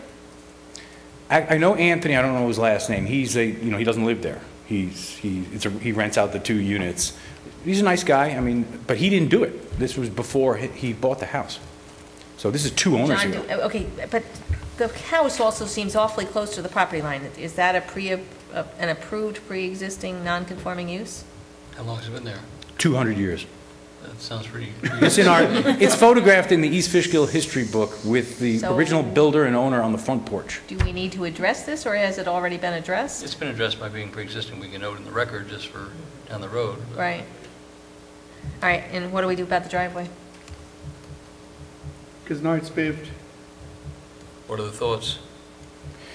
Well, truthfully, because it's impinging in the front corner, and we can't use the front of the house. I mean, I have 2 little plastic Adirondack chairs out there just to make it look decent, but we can't do anything out there other than stand there in the morning waiting for the bus, you know? Right. I like Anthony, I don't have issues with him. If he wanted to create a document that we could create an easement, he's never approached me about it, because I believe he just thought that was his driveway. Well, it would make sense if the property line went straight along the side of the house. I'm sure he knows it. Yeah, Maybe he probably. just doesn't want to come to grips with the whole point. But I'm not, listen, he's my neighbor. You know, I don't have a beef with him or his tenants, and I certainly don't have a beef with Matthias on my other side. I mean, we're just trying to enjoy ourselves there. And as difficult as it is, based on its location, you know, we're just trying to enhance the experience. So, John, do we ignore it? No, I think we should look into it and have a discussion between the 2 property owners, see what we can do. Okay. All right. Can you report back to us next time? When was the garage built? Because the garage is also... Well, I have the COO for that. Garage in here. either on or just... It was it was a Sears kit garage, 69, I think they said. All right, so it was after zoning. But it was a so- guess, but I have a C of O. We had it inspected last year. Okay. And they came out, and I got a C of O for that. So, but again, does that require an acknowledgement of its Yeah, well, I think for the record, non-conformity? once again, for the record, so down the road, people know what the story is. I like to make it part of the record, correct? Right, let's clean it up so you don't have any issue at all in Sure. the future. Do you need a copy of the Yeah, that'll be helpful. C of O? Sure. Well, again, not right now. Yeah, not right Oh, now, okay. don't worry about that. What's the board's, what, do we want to hear from the neighbors first? What do we want to? There are many issues. I mean, the 16, to reduce the variance, we got to reduce the 16-foot, not the 36-foot. The 36-foot would have been the easier part to reduce. Sure. Well, I have 300 feet. 16, you go less than 16 feet, and you're lucky if you can have 3 people standing across, you know? Well, so the edge of the pool is, I believe, is 16 or 17 from the property line. You know, we're talking about a 3-foot surround around the pool, and then it's grass. Okay, so because that was going to be That a side is question. not- yeah. You're going to have a 3-foot patio on that side. That's There's no it. ladder on that side that you Nope, got to the worry ladder's about? gonna be on the The other ladder's on the side. side of the garage, which Yep. explains why you can't have it closer And to if the you look garage. at, so since it's a southern exposure, where, you know, you're looking in, especially in the midday to evening, the sun comes down to that garage side, and that's where we want the patio with the lounge chairs and maybe a table or something like that, you know what I'm saying? To try to get the most out of the sunny day, basically. So that left side, as you're looking from the back of the house, will have a very narrow, just a walk, you know, it'll be a pavers, you know, like a unilock, Right. that type of thing, yeah. Right, but just understand, you can't be any close, the patio can't be any closer than 10 feet. That's right? not a problem. 10 or 15? 10. We're talking 16 from the pool's edge. 15 feet. So he's only allowed 2 feet patio, 2-foot patio. So If it's are you 17, going to want, you're allowed 15, you have to have a required 15-foot setback on the side there. So that gives I you- was thinking 10, but if it's 15, It gives them 2 why am I foot. thinking patios? We got to double check this. Okay. Because if you're going to want the 3-foot, let's But deal I with think that it's actually now. 17 from the property line. What does it mark? I know, on but the- if you're only allowed 15 feet. Okay. So it gives you 2 That feet. only gives you 2 feet for the Patio. patio on that side, which might not be what you're looking for. Sure. And if we're going to deal with this, let's deal with it all at one Right. time. But let's just. I'm go not sure on. how a patio's like walking a tightrope in a wet bathing suit, 2-foot wide patio. Right, that's- Might be kind of tough, right? But it does reduce the kids running around on that side. Well, so. that's something to be said for that, yeah. All right, let's just make sure we're addressing that. Behind the pool, there is some kind of something, it's like a square box with an arrow. What is that? Believe it or not, that was the foundation for a barbecue pit. Oh, It's is that not- what it is? It was taken out 15 years ago. So it's not there? No, it was literally a slab of cement in the ground. Okay, so how old is this survey that you, It was done when we got the house in 98 or 99, or maybe the year after we so got you the took house. it out after Oh, this? yeah, it was an Okay. eyesore. I mean, it was leaning up out of the ground. It was a trip hazard. So, yeah, I mean, we don't have a barbecue pit. We don't have anything like that. Thank you. Sure. So John, who gets the neighbor's attention to this? I think the applicant should contact them. Okay, I Do can you do know that. how to Sure. get in touch with him? Yeah, I Okay. have his phone number. If you said he doesn't live there, I wasn't sure. Yeah, I mean, he comes around on the weekends, does some Where does he maintenance live? here and Does he there. live This in the actually area? says, this is lands of Emma, oh, but this is when you bought it. That's old, yeah. It's been Okay. changed, it's changed hands twice or 3 times. Okay. He, I'm not, I think he lives somewhere between the river and here. I'm Okay. not sure, So he's- his exact location. Close by, but 15 feet, okay. So you need to tell us how big exactly you're going to want that patio. Sure, okay, All right, because right now you're only allowed 2 feet. right. So what I'll do is I have a meeting with the pool company Friday, Okay. and I will get from him what's the minimum, we could get by with where it's not, Because you probably are going to have a skimmer on that side, the skimmers will probably be on that side. I'm not sure. No, I'm how just that- saying, so just be Right. careful Gotta- factoring that into your patio. Yeah, there's got to be, Because there's you got don't to want be. people stepping on those.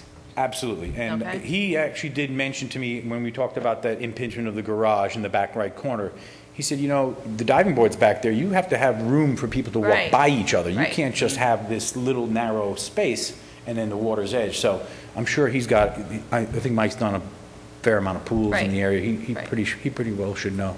What happens if we turn it just slightly? It's only in the back corner, so it's almost parallel to the garage. We did that. I actually had that, I'm wondering if I have this, on That this way it's only plan. that I had that back on this corner plan. of the Actually, this is plan. one of No, my- you're right, yeah. So we did do that. I did lay that out here, and that is literally parallel to the garage, to Right. the garage. Well, However, then you don't get the patio. it doesn't relieve this point. Right, no, we recognize So- that, but, And I tried, so we've staked this and sprayed this and done just Right. about everything. The only real, if it's gonna be a huge problem, we'd have to go to some kind of a, teardrop shaped pool, which actually is gonna add probably $5,000 to $7,000 in cost, because this is rectangular. It's a lot it's cheaper. it's Yeah. the standard. So, and listen, we have a budget, Yeah. I mean, it's already getting crazy. Well, but then looking at it from your house and as you're driving it actually would probably aesthetically So, look better in the Last weekend- diagonal. Last weekend, you're right. Last weekend, Mike came out and I said, I'm trying to make sure that this looks well too. And so he stood back here and following the fence line looks good too, in his mind. Okay. And creating the patio, or more of a wedge-shaped patio between the garage and the pool with some plantings and not just Yeah, you complete can- patio, you we're gonna can have some cutouts. in Make the that patio. aesthetically look nice. Yeah, it's certainly a challenge, but I think, we certainly, as you can tell, we've You've gone moved through and this a played, bunch of yeah. times. I mean, if it's something I just absolutely can't do, I have to find a different shaped pool that gets me somehow to wrap around the garage, or I don't know, Mike seems to think that this is the best way to go. I mean, Not this is. yeah, This- that shaped pool, but in that Straight- in that alignment with the. Right, so with it the runs property straight with the line. property Yep, line yep, as opposed yep. to that which is, Yes. runs straight with the house. Right. I Okay, mean, I get your point, and this was my first drawing, square to the house. yeah. But without alleviating this and creating, this actually gets pretty tight in here. Doesn't look like it, but it does. But I couldn't alleviate this issue, so he said, you know what, just line it up with the fence line. That gives you the bigger living space, you know, patio space over here. And because this is actually going to get shady first because of the trees, and you know, the last sun in the day will be here. Okay. I think let's hear out the neighbors, no? Yeah, motion to advertise? But we do have to resolve the issue with the driveway, so. Yes. And you can have a discussion with But we your could always neighbor. make our approval Yeah, so subject to. what should I do? Should I, because he could, does he just, we need to create a letter? Well, he should have an attorney, and I'm happy to talk to his attorney Oh, okay. about an agreement. Probably do an easement. Yeah. Okay. So let him draw up an easement. Well, why don't you talk to him about the concept of the easement, and then Okay. get his attorney on board, and I'll be happy to talk to the attorney. Okay. Yeah, we're not telling him he has to take up his driveway, which No, no. Oh, I get it. we could, but we're not. Where, how do I get in touch with, how does his lawyer get in touch with? If you call Pam, she'll give Okay. all I know. Sure. Okay, can do that. And do we need to do anything with Matthias? On the Who's other side? Matthias? He's the owner of. No, you said you have an conservation. agreement. Yeah, we already have that in our original. Then we're comfortable with that. Yeah, but that's fine. Did it have anything to do with the garage? Okay, no, what we need is though, Pam needs the measurements of the distances here. Can you read these, what's on here, or do you Like need? 1.75 feet from, it's very, very close, but that's like you said. So it's it really was- 1 foot, you know? Yes, 1 foot, but that was built like in 1968 or earlier. It came out of the Sears catalog, the building inspector came out, he was very familiar somehow. When he looked at it, he goes, oh, I know this building well. And I actually have a letter from the town, from the closing, saying the property is grandfathered in. And then on a subsequent refi, they came back and said, no. And that's what I'm saying, it will keep coming up until. But no, I have the zoning, Okay. I have it's right here. I actually have the C of O that was just on last year. I had to get a permit for it and go do all that stuff. Okay. We have it here. Here it is. Garage, whatever. So that's the garage, and the next page behind it is actually the letter from the closing on one of my, one of our Ken closings. signed it. This is the letter Ken. that we got from the town while we were sitting in the lawyer's office. And, we signed it and sent it back in, we stamped it, and it was notarized, and basically that was that. So, but we do have that was the remedy violation, we had What was the remedy violation for? I guess because they said you didn't have a C of O. Oh, okay. But in the previous letter, they said we did. We said it was grandfathered because it was too old. Yeah. And then they came back and But said, in you any know event- what? We don't know. We're not sure, so Correct. come give us a Yeah, check. in any event, what I would suggest is to share your documents with Pam. She will tell you what No we need to problem. make it part of the record, so clean it in one. You know what I'll do we need originals or copies? Copies Well, of- I'll make a I can file. make She can get them from the building department too. I mean, I'm not worried about that. I just need to make sure that if we need to acknowledge anything as being non-conforming, that we do acknowledge way it, back. okay? You hold on to this, if you can in the next couple days, I'll drop it off Friday. okay? Stop in and see Pam, just so that No problem. when we advertise, we're advertising for the right information here, okay? Yeah. Motion to advertise? Is there a second? Second. All in favor? Aye. All right. See Pam, please. She'll give you your instructions for your sign. And I will be looking for that sign. The Adirondack chairs. All right, item number 13, Okay. Appeal 3677 Cornet, Wade and Gretchen Cornet. I hope I'm saying that right? 25 Elk Road, Hopewell Junction, are requesting a 12-foot sideline variance for a proposed 21-foot by 6-foot, 2-story addition pursuant to Section 194-107 of the zoning ordinance. All right, again, first time we're seeing this, so, but by doing all the work now, when we get to the public hearing, we try to make that go as smooth as possible. So tell us, have we seen this before? You have seen us before We have last seen year. you before, yes. This is a Okay. take two with a little bit of a different twist. Okay, go Okay, I ahead. have some handouts to. Yeah, sure. Before you were proposing an outside exterior staircase. A little different thought of what we were going to do, but after thoughts over the winter time and planning for the future, we decided that the best route would be to connect the lower and upper floor. Okay. And set it to what it should be. It was made as an accessory apartment. It would create an accessory It apartment, or already you already is. have one? It already is. Yeah, you already have one, okay. But the accessory apartment, when it was built as a two-story accessory apartment. Okay, And it was for my mother. And when she came, she didn't need 2 stories. We had a growing family, so we used the second story. okay. Now that's all gone. Our family's almost all gone. We're approaching empty nesters very quickly, and we'd like to maximize that apartment and income. Okay. So that is the best So this- spot for the stairs. This would be a separate outside entrance then for the apartment? for the There accessory? already is an outside entrance to the apartment. It would be, the outside entrance is on the side of the house now, goes into the apartment. Okay, So you go up, right now, you go up those steps that you see in picture 1. Okay. And there's a 6x7 landing, and then the door goes into the house on the left. okay. So this would remove that door. It would just be an opening into the first floor. The stairs would go up to the second floor and just be an opening on the second floor. So that would be the tenant's access to up and down. I know we confirmed with the building department that you do have the permit for the accessory apartment. Do you know Yes. when you got that, though? I didn't know the date. Just for the record here, just so that, I'm guessing 10 years ago? okay, all right, that's fine. And I again, think you're still we're owners in the classified house, so It's that- classified as a two-family house. Okay, With a down. So the addition would be same siding as the house, same shingles as the house. It would be, the roof line would step down just a little bit, and the front back just a little bit, so that we don't have that ridge sag. And I think it'll look more architecturally better. The side view from the neighbor's house is basically going to look just the way it does now.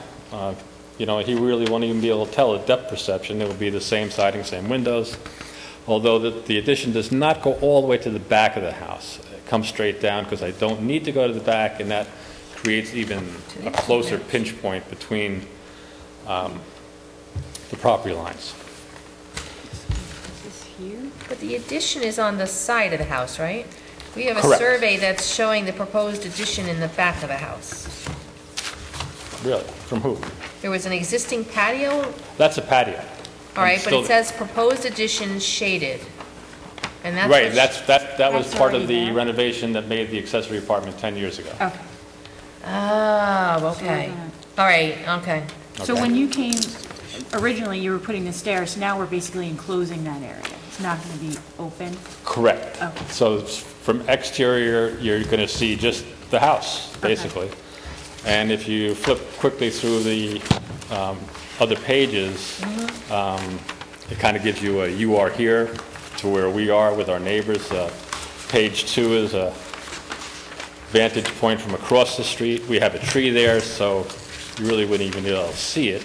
The house is aesthetically nice to the neighborhood as it is, and the enclosure wouldn't change that. The next page, picture 3, is from only really 2 neighbors are going to have any sight, clear sight of this. So page 3 is from across the street neighbors, his front yard, and again, you can see that our tree pretty much blocks that. That's my white pickup truck in front of it. So it's not really visible from him. Have you spoken with your neighbors? We have. We've spoken to both neighbors, and they're not opposed to it. Okay, that helps. Page 4 is just from a little bit further up the street, so coming down the street, you don't even see it. Page 5 is the same. Page 6 is from our next-door neighbor, who would have That's not a 6-foot the... fence in this picture, is it? I'm sorry? That's not a 6-foot fence in this picture, is it? No, it's 5 foot. Sitting here, we realize we might have some other issues we need to talk about, too. Someone learned something. But, We'll deal with that. So this vantage point on page 6 You're going to is... reduce that fence, actually, just because Well, actually, going out 6 feet, you'll be taking off a panel. Well, that'll all be changed, actually. The plans are for a low 4-foot wrought iron fence Answer. when this is all said and done. But anyway, so Okay. that's the vantage point from the neighbor who would be most directly affected by the addition. And the addition would just look basically the same as it does in this picture. Okay. So really no difference. All right, so you're moving, the windows would move over, you know. Everything would come right back out Got to it. the outside of the, It seems like an awful lot of cost for only 6 feet. yes, but in the long run, it's a good investment. we think. Okay. Well, yeah, because 6 feet by 21 is, you're adding, on 2 stories, you're adding quite a bit of square footage. So, all right, again, Well, you're we commenting on the recognize- cost of the addition to enclose the stairs? I'm not sure I understand that. Well, no, I'm just saying in terms of the cost of it building onto a house to do a 6-foot by 21-foot addition Right. it's gonna be expensive, there's no question. And for the Yes. extra square footage, I don't know that I've ever seen an addition that's that small. Well, it's a functional addition. It connects the two upstairs, so it basically doubles the rental income from the unit. So over the long term of our lifetime, it's really a small cost. Okay.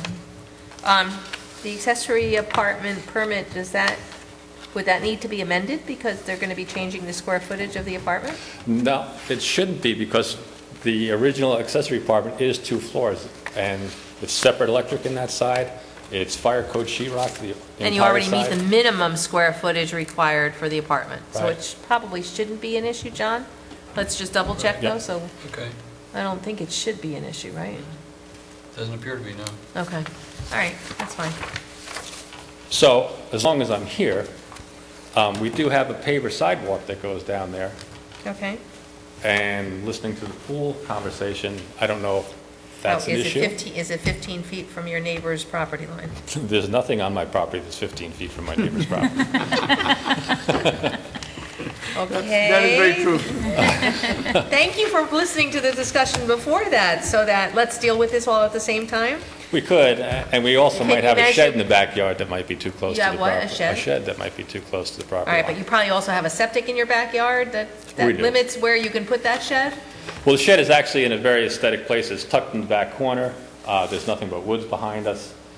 It's painted, it's brown, so it kind of blends in, so it's nice. It's been there for about 18 years, and Right, there's never been a but problem. you're in the Worley Homes, so Yeah. you have a very limited If yard I moved that probably anyplace else, it anyway. would become an eyesore. Well, become an eyesore, and like I said, you probably have your septic in your backyard? Septic is in the backyard. Yeah, so that by itself is gonna limit your ability in terms of where you can Yes. place the shed, so. Mm-hmm. Okay, so can Corner you get lot. us the measurements? I can. I can bring them into Pam so that we can put this all out in one letter in one Because your shot. shed is not showing up on the survey that we have, so. Is there a I don't know pool? why that would be. Is there a pool also? A pool? No. No longer. Used to be. You don't have to deal with that issue. Nor is there a trampoline. Well, no, you're right, the aerial shows it up, I know. so. Yeah, Yeah, it does show that, so. and it's a corner lot, so the shed. It was in the back. taken at some point in time. All right. Personally, I'm okay with moving this forward, but really, in the next couple days, in the next week, can you get with Pam and make Absolutely. sure your measurements are what they are? Because Do you want to include everything here? the shed, patio, shed? the Yep. shed, yes, I think, let's take Get care it of it all all at shot. one time, so your neighbors only have to come out once, Right. okay? Okay. And then, because I think the work that you're gonna do ultimately is gonna really improve your property and improve what your neighbors are gonna be looking at. Yeah, yes. Okay, so, No, that's to the house. Motion to This is the advertise. addition. is there a second? This is the Second. 2026. addition, the patio. All in favor? Aye. Aye. All right, please see Pam, she's gonna give you your instructions for signage. Okay, thank you. But again, like I said, you gotta get to her in the next week, because she's gotta... Because when the notice she sends out to your neighbors has gotta be correct, all right? You don't want us to delay you an extra month. Okay, thank you very much. All right, we'll see you next month. All right, and item number 14, and our last for the evening, Appeal 3678, Beausoleil, William Beausoleil, owner of Ivy Hall Estate. Please pronounce that for me. Beausoleil or? No, Bacon, It's Bikenhool. Bikenhool, thank you. Bikenhool is actually, I looked up Bicknell. Bicknell came in 1929, and he was the guy that, electricity, rural electricity just came in, and he electrified the house and the brass pipes, and put pipes, water pipes out to the different buildings and electric underground and all that other stuff. Okay. Really good job. It was on October 24th, 1929, I found a piece of paper that was used for padding when he started putting the bathrooms in. That was the day the market crashed. That was also the day I was born. My twin brother was born at 5 o'clock in the morning, and I was born at 10. So I was born in bad times, and he was born in good times. Okay. And why I All right, mentioned... but just for the record here, you're requesting an interpretation of section 194-64, which is historic structures. Before that, I would like to say, there was a document that I got 20 years ago. And it was when they were doing this historical site type of thing. And what they said there, that I had 13 units. They didn't say bed and breakfast units.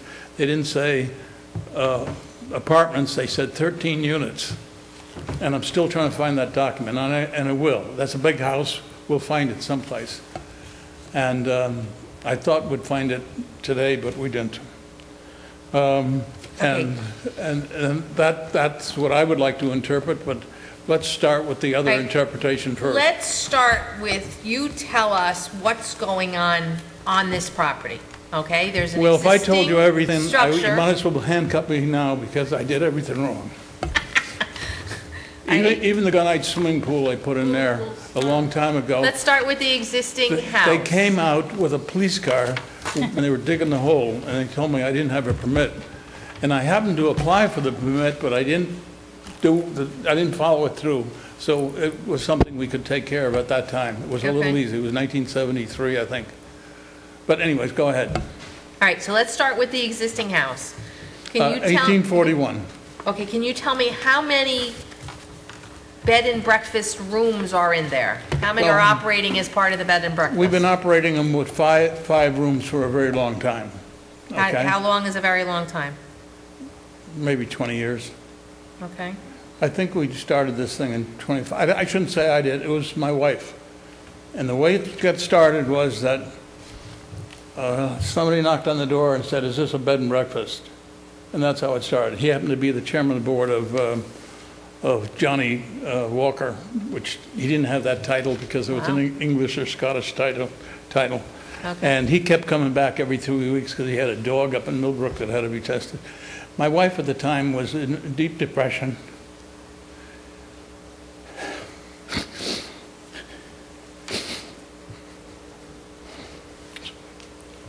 Because my son had died of leukemia. And I have 5 other children, and they were leaving, college, work, whatever.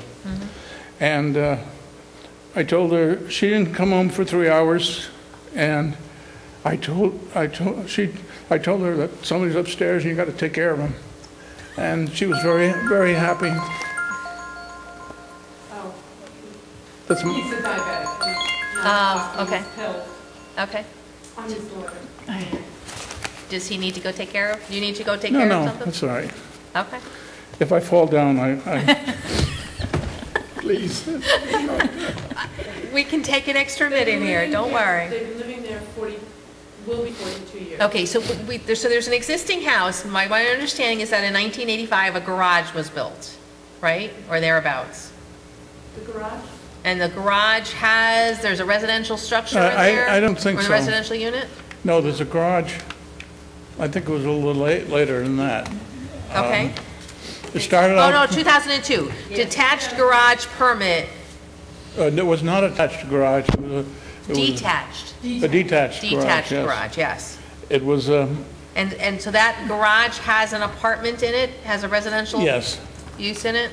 On the second floor? Yes, the second floor is the apartment. So Okay. It's got granite kitchen, and it's got... But it's only been used for like children, for family members to come up and stay. Oh, okay, so it's not even like a caretaker's, it's a family use, okay. Yeah, it's only been family use. Well, it was my twin brother, and he doesn't come up too often. So it's not rented out? No. It's not rented out? Okay. No, because we never got permission to do that. Okay, You said you've been operating it for about 20 years. That makes sense because we did actually pull the old planning board record. You actually appeared before the planning board and back in 1990 to get Okay. approval. And the board was over there. Yes, at a table, yes. And if you remember that, if anybody was here, they kept asking my wife questions because we put it in her name and it was her bed and breakfast. Okay.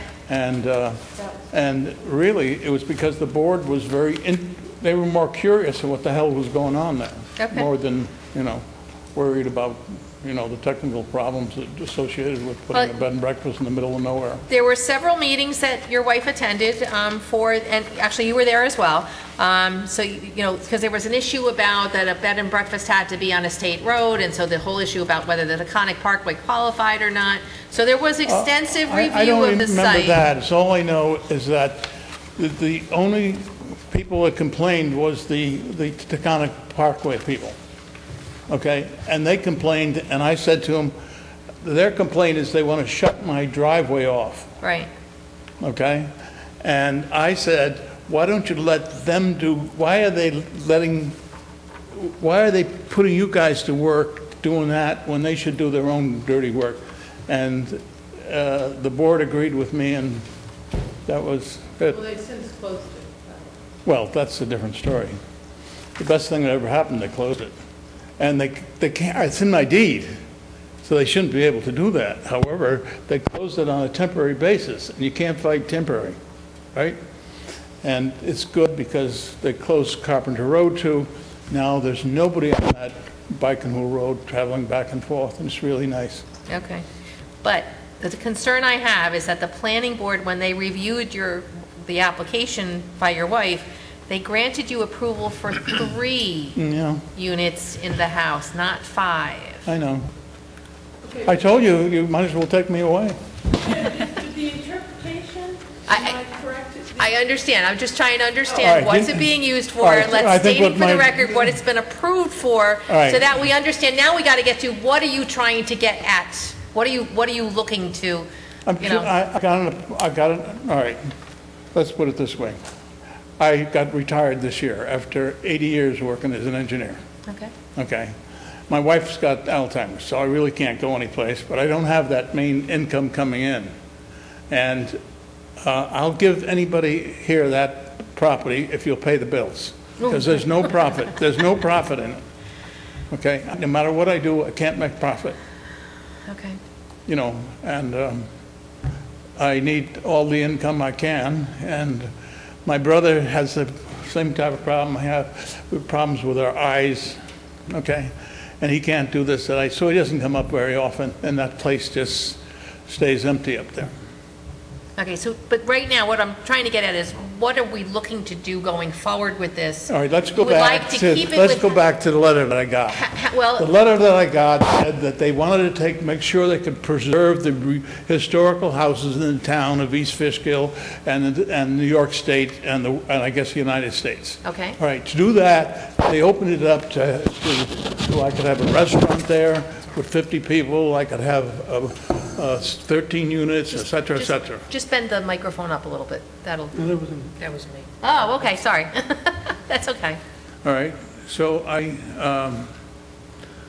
so we need revenue coming in to make this thing profitable. Okay. I've been subsidizing this place for years, and of course, it was very good for my wife. Women are second class in this country. I lived in France for a while, and they're second class over there, but when I came back to the United States, I found out they're second class here, and they need to have income. They need to have jobs. They need to be, their pay should be the same, okay?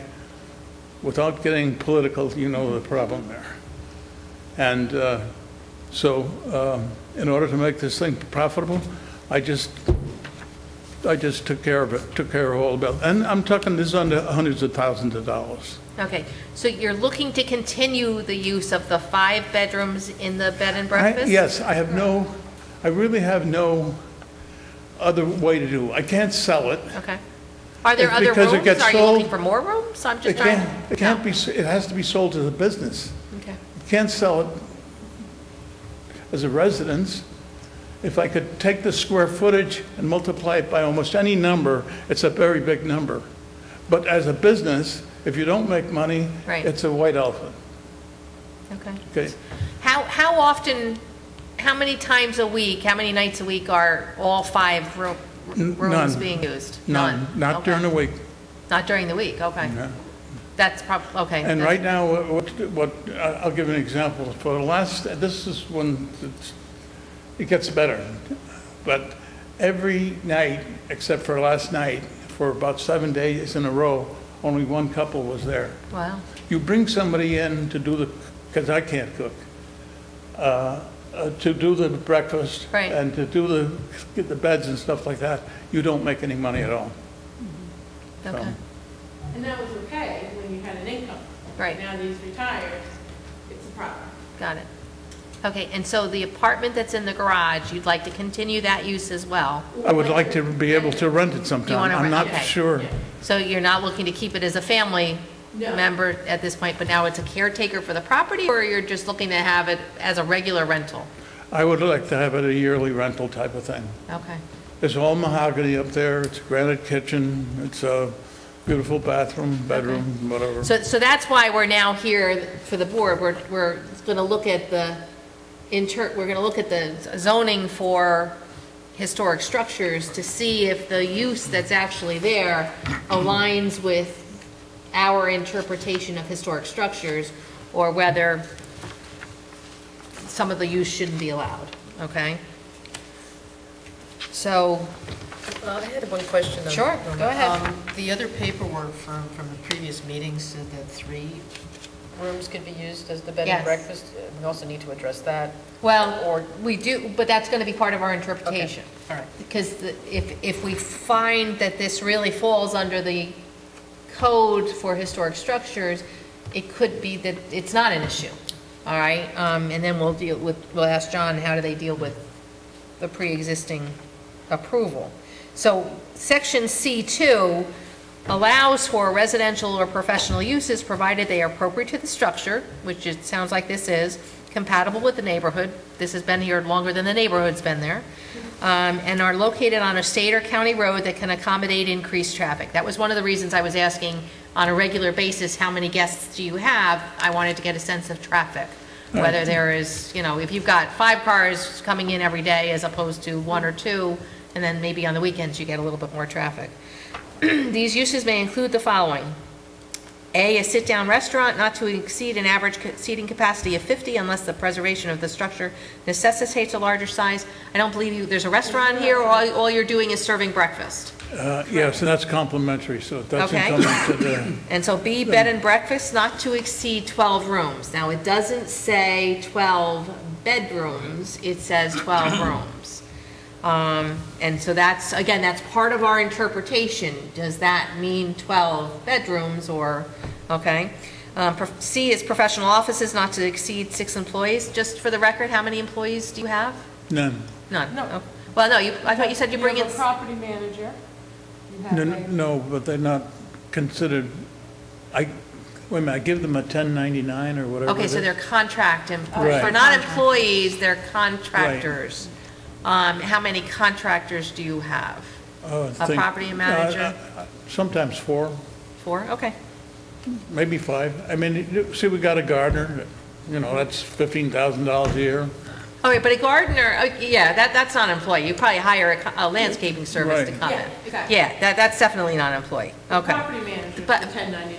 How about the cook and somebody doing the beds? Are they, Yes, they get a 1099. too. Custodial. But they only come in, 2 or 3 times a week. okay. So again, you don't have daily, regular No. employees, as a normal business would have. Okay, so D. People like to stay there all week long, but I can't afford it. D allows multifamily residential use not to exceed 4 units. So that's where potentially the garage apartment may come into being. So this may include, these uses may include the following. It doesn't say and, it doesn't say or. Boy, I like her already. So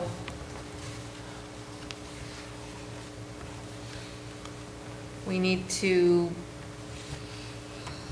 based on the use that we're hearing here, okay? Again, the state road issue was dealt with by the planning board before, and the fact that it's on the Taconic Parkway, even if you don't have an access to it, I don't think anybody can doubt that you back up to the highway. I know your driveway is not on a state road, but the planning board already dealt with that issue. We're highlighted here, you know. In East Fishkill. Oh, okay, Ma'am, that's important. That's a poster thing for you. sure. No, that's fine. You gotta take care of it. That's your property. Yep. All right, so, And what I'm kind of saying to you, why do they call it 10 Ivy Lane when it's 21 Bikenhool? oh, your application? That's how it comes up on personal access. If you pull up the grid. County system, the county system. Yeah. The county system reveals that address. Mhm. Well, we got that because of the fire lane, or, Oh, because of 911? Did you get that address? yeah. Okay. And someone couldn't spell Vikingville. Or at least couldn't pronounce it. Do you know what Bikenhool really means? I thought it was Dutch, and I kept telling people for 30 years that it was Dutch, and it wasn't Dutch. I looked up Bicknell, which came in 1929. His family name, Bicknell, is a big genealogy. It goes back to near Somerset, England, and there's a little town there by the name of Bikenhool. Wow. Do you know what Bikenhool means? No. By the way, 1300, or 1230, excuse me, 1230, the year 1230, Bikenhill means Beacon Hill. Wow, I okay. tell you, with Beacon Hill, that name, I could have got a lot more business. No, I agree, I actually agree with you. People from Boston. Yeah. Okay, so folks, for the board's consideration here, is it and or? Is it? Do we consider 12 rooms to be 12 bedrooms? How many rooms are in the main house? It doesn't specify. There's How many 14 rooms. There's 14 rooms in the main No, house? not bed and breakfast. I mean, No, not- I understand, but how many rooms are in the main house? There's 14 rooms. Okay, so the fact that there's 14 rooms and the planning board already dealt with allowing at least 3 rooms to be allowed as a bed and breakfast back in 1990, my suggestion would be that the 12 rooms here really should be in 12 bedrooms. B&B rooms. Right. Yeah. Because I think the planning board, honestly, by allowing this to be a bed and breakfast, really already dealt with that issue. So their interpretation, I don't think should be challenged. Okay, so, It's law of the case. yeah, it's precedent in essence. No, when there's been a ruling in a case, it's law of the case. Okay, so. Again, the thing is, from my perspective, when you have a bed and breakfast, not to exceed 12 rooms, it's like saying the apartment complex is going to have 12 units, and nobody's going to say it's going to have 12 rooms. I mean, it's 12 Because units. each apartment might have 3 or 4 rooms. Correct. Yeah, okay, so I think we're all in agreement that the 12 rooms really means 12 bedrooms. Yes. Okay? So you're okay with the 5 in use, even as it relates to our interpretation. You're not necessarily okay with your planning board approvals. So, John, I'm going to let you ponder whether they're going to need any planning board action to. I think what we ought to do actually is bring them in during the day and meet with us and sit down with us, and I'll identify everything for them. Okay, so let's deal with item D, which is the multifamily residential use not to exceed 4 units. Right. I'm going to say that when we're thinking about residential use, 4 units meant 4 buildings or structures, or 4 family. I mean, I guess if it's 4 units means independent units. I think, it's not like an apartment, like a duplex having 2 units. Right. So I think that's. But is this an and or? Is it an and or is it? It has to be the bed and breakfast, the professional office, or a multifamily residential use. Doesn't quite say that. It doesn't say that, and so that's because this gets to whether the apartment in the garage should be Right. allowed. He'd be actually mixing these uses.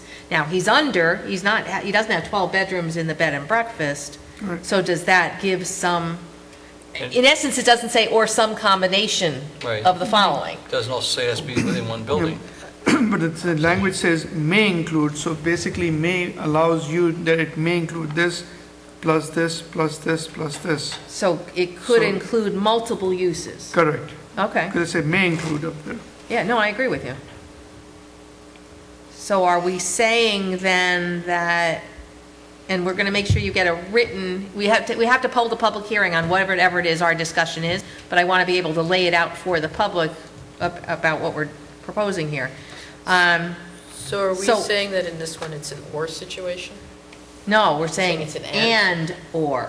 Oh, it's an and or. And or, right, because he doesn't have the restaurant, he doesn't have the professional office. Or it's going to be, or some combination. He's got the bed and breakfast and the multifamily residential. Right. He's got B and D. He doesn't qualify really for A and C. All right, so it sounds like we're at least in agreement with putting an interpretation out there for public comment. Yes? Yeah, sure. Okay, so do I have a motion to schedule this interpretation for a public hearing for our next meeting? So moved. Second? All in favor? Aye. Aye. All right, so, Mr. Posley, what we're going to do is, we'll hold a public hearing at our next meeting related to what we believe is the interpretation of the code. All right? Does my father have to be present?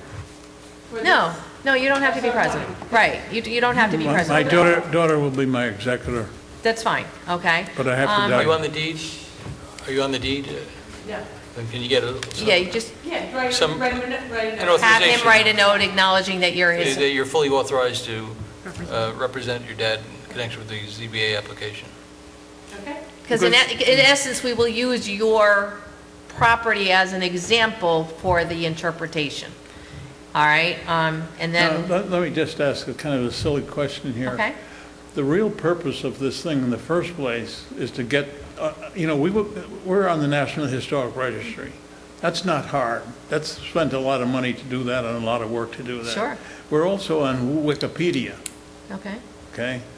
And it was done a long time ago, and someday I'll go in and correct the things that are wrong Yeah, there. Wikipedia is not the most accurate site, so. But it's a good start, and it's supposed to correct itself over time if people get in there and do it. The real purpose of this is to preserve these whole homes. Remember, when the tree came down and took the front porch off, I had to rebuild that. The insurance gave me a certain amount of money, and then when I did it, I found out it was all dimension lumber. You know, it wasn't a 1 3/4 inch board, it was 2 inches, or 6 inches, or 8 inches, or 12 inches. And it was expensive putting it. It cost a lot more than the insurance company paid, type of thing. Okay. So, with the whole house, you can't paint, you can't sand. I mean, when you paint, you can't sand it, you can't use rotary type of things and everything else. And I have done everything possible to put it. I put copper roofs on this thing, on some of the buildings that were there, and put lead on top of it because it was going to last 600 years. And some of the lead is coming off already. But anyways, but I've, and we use brass, we use copper. We put extra size wires in it. So we did everything right. The problem is I don't always, I just do it. I did all You the do what architecture. needs doing. Yeah, I did all the But architecture. what I would suggest is that, if your daughter is going to be here, she may be asked to answer questions, so she should have all the documents to let the public or the board know, because we may have some questions based on what the public is going to say. So having those documents and making them part of the record would definitely help. All right. Now, the other thing I do want to warn you is we may not be issuing a decision at the next meeting. I really do think we need to hear from the public. All right, so my guess right now is that we'll probably close and reserve our decision and then potentially give the decision at the meeting following. That'd be the most likely. Right, Yeah. because I think this one, What if the no it's an public shows interpretation. up? We need to spend the right amount of I time on said, this. what if the no public doesn't show up? Then that makes it easier. But I'm not sure we'll be prepared with a written decision. We want to give you a written decision of what we decide, because that's, in essence, we're making an interpretation for the building department that's going to stand for many years to come. You're going to okay? put a sign that alerts the public to the application. Right. All right, so Pam will... We do that, or you? No, you'll do that. Pam will give you the instructions for what you have to do. All right? And then we'll see you next month. Thank you very much. Motion to adjourn. Second. All in favor? Aye. Thank you very much for coming in.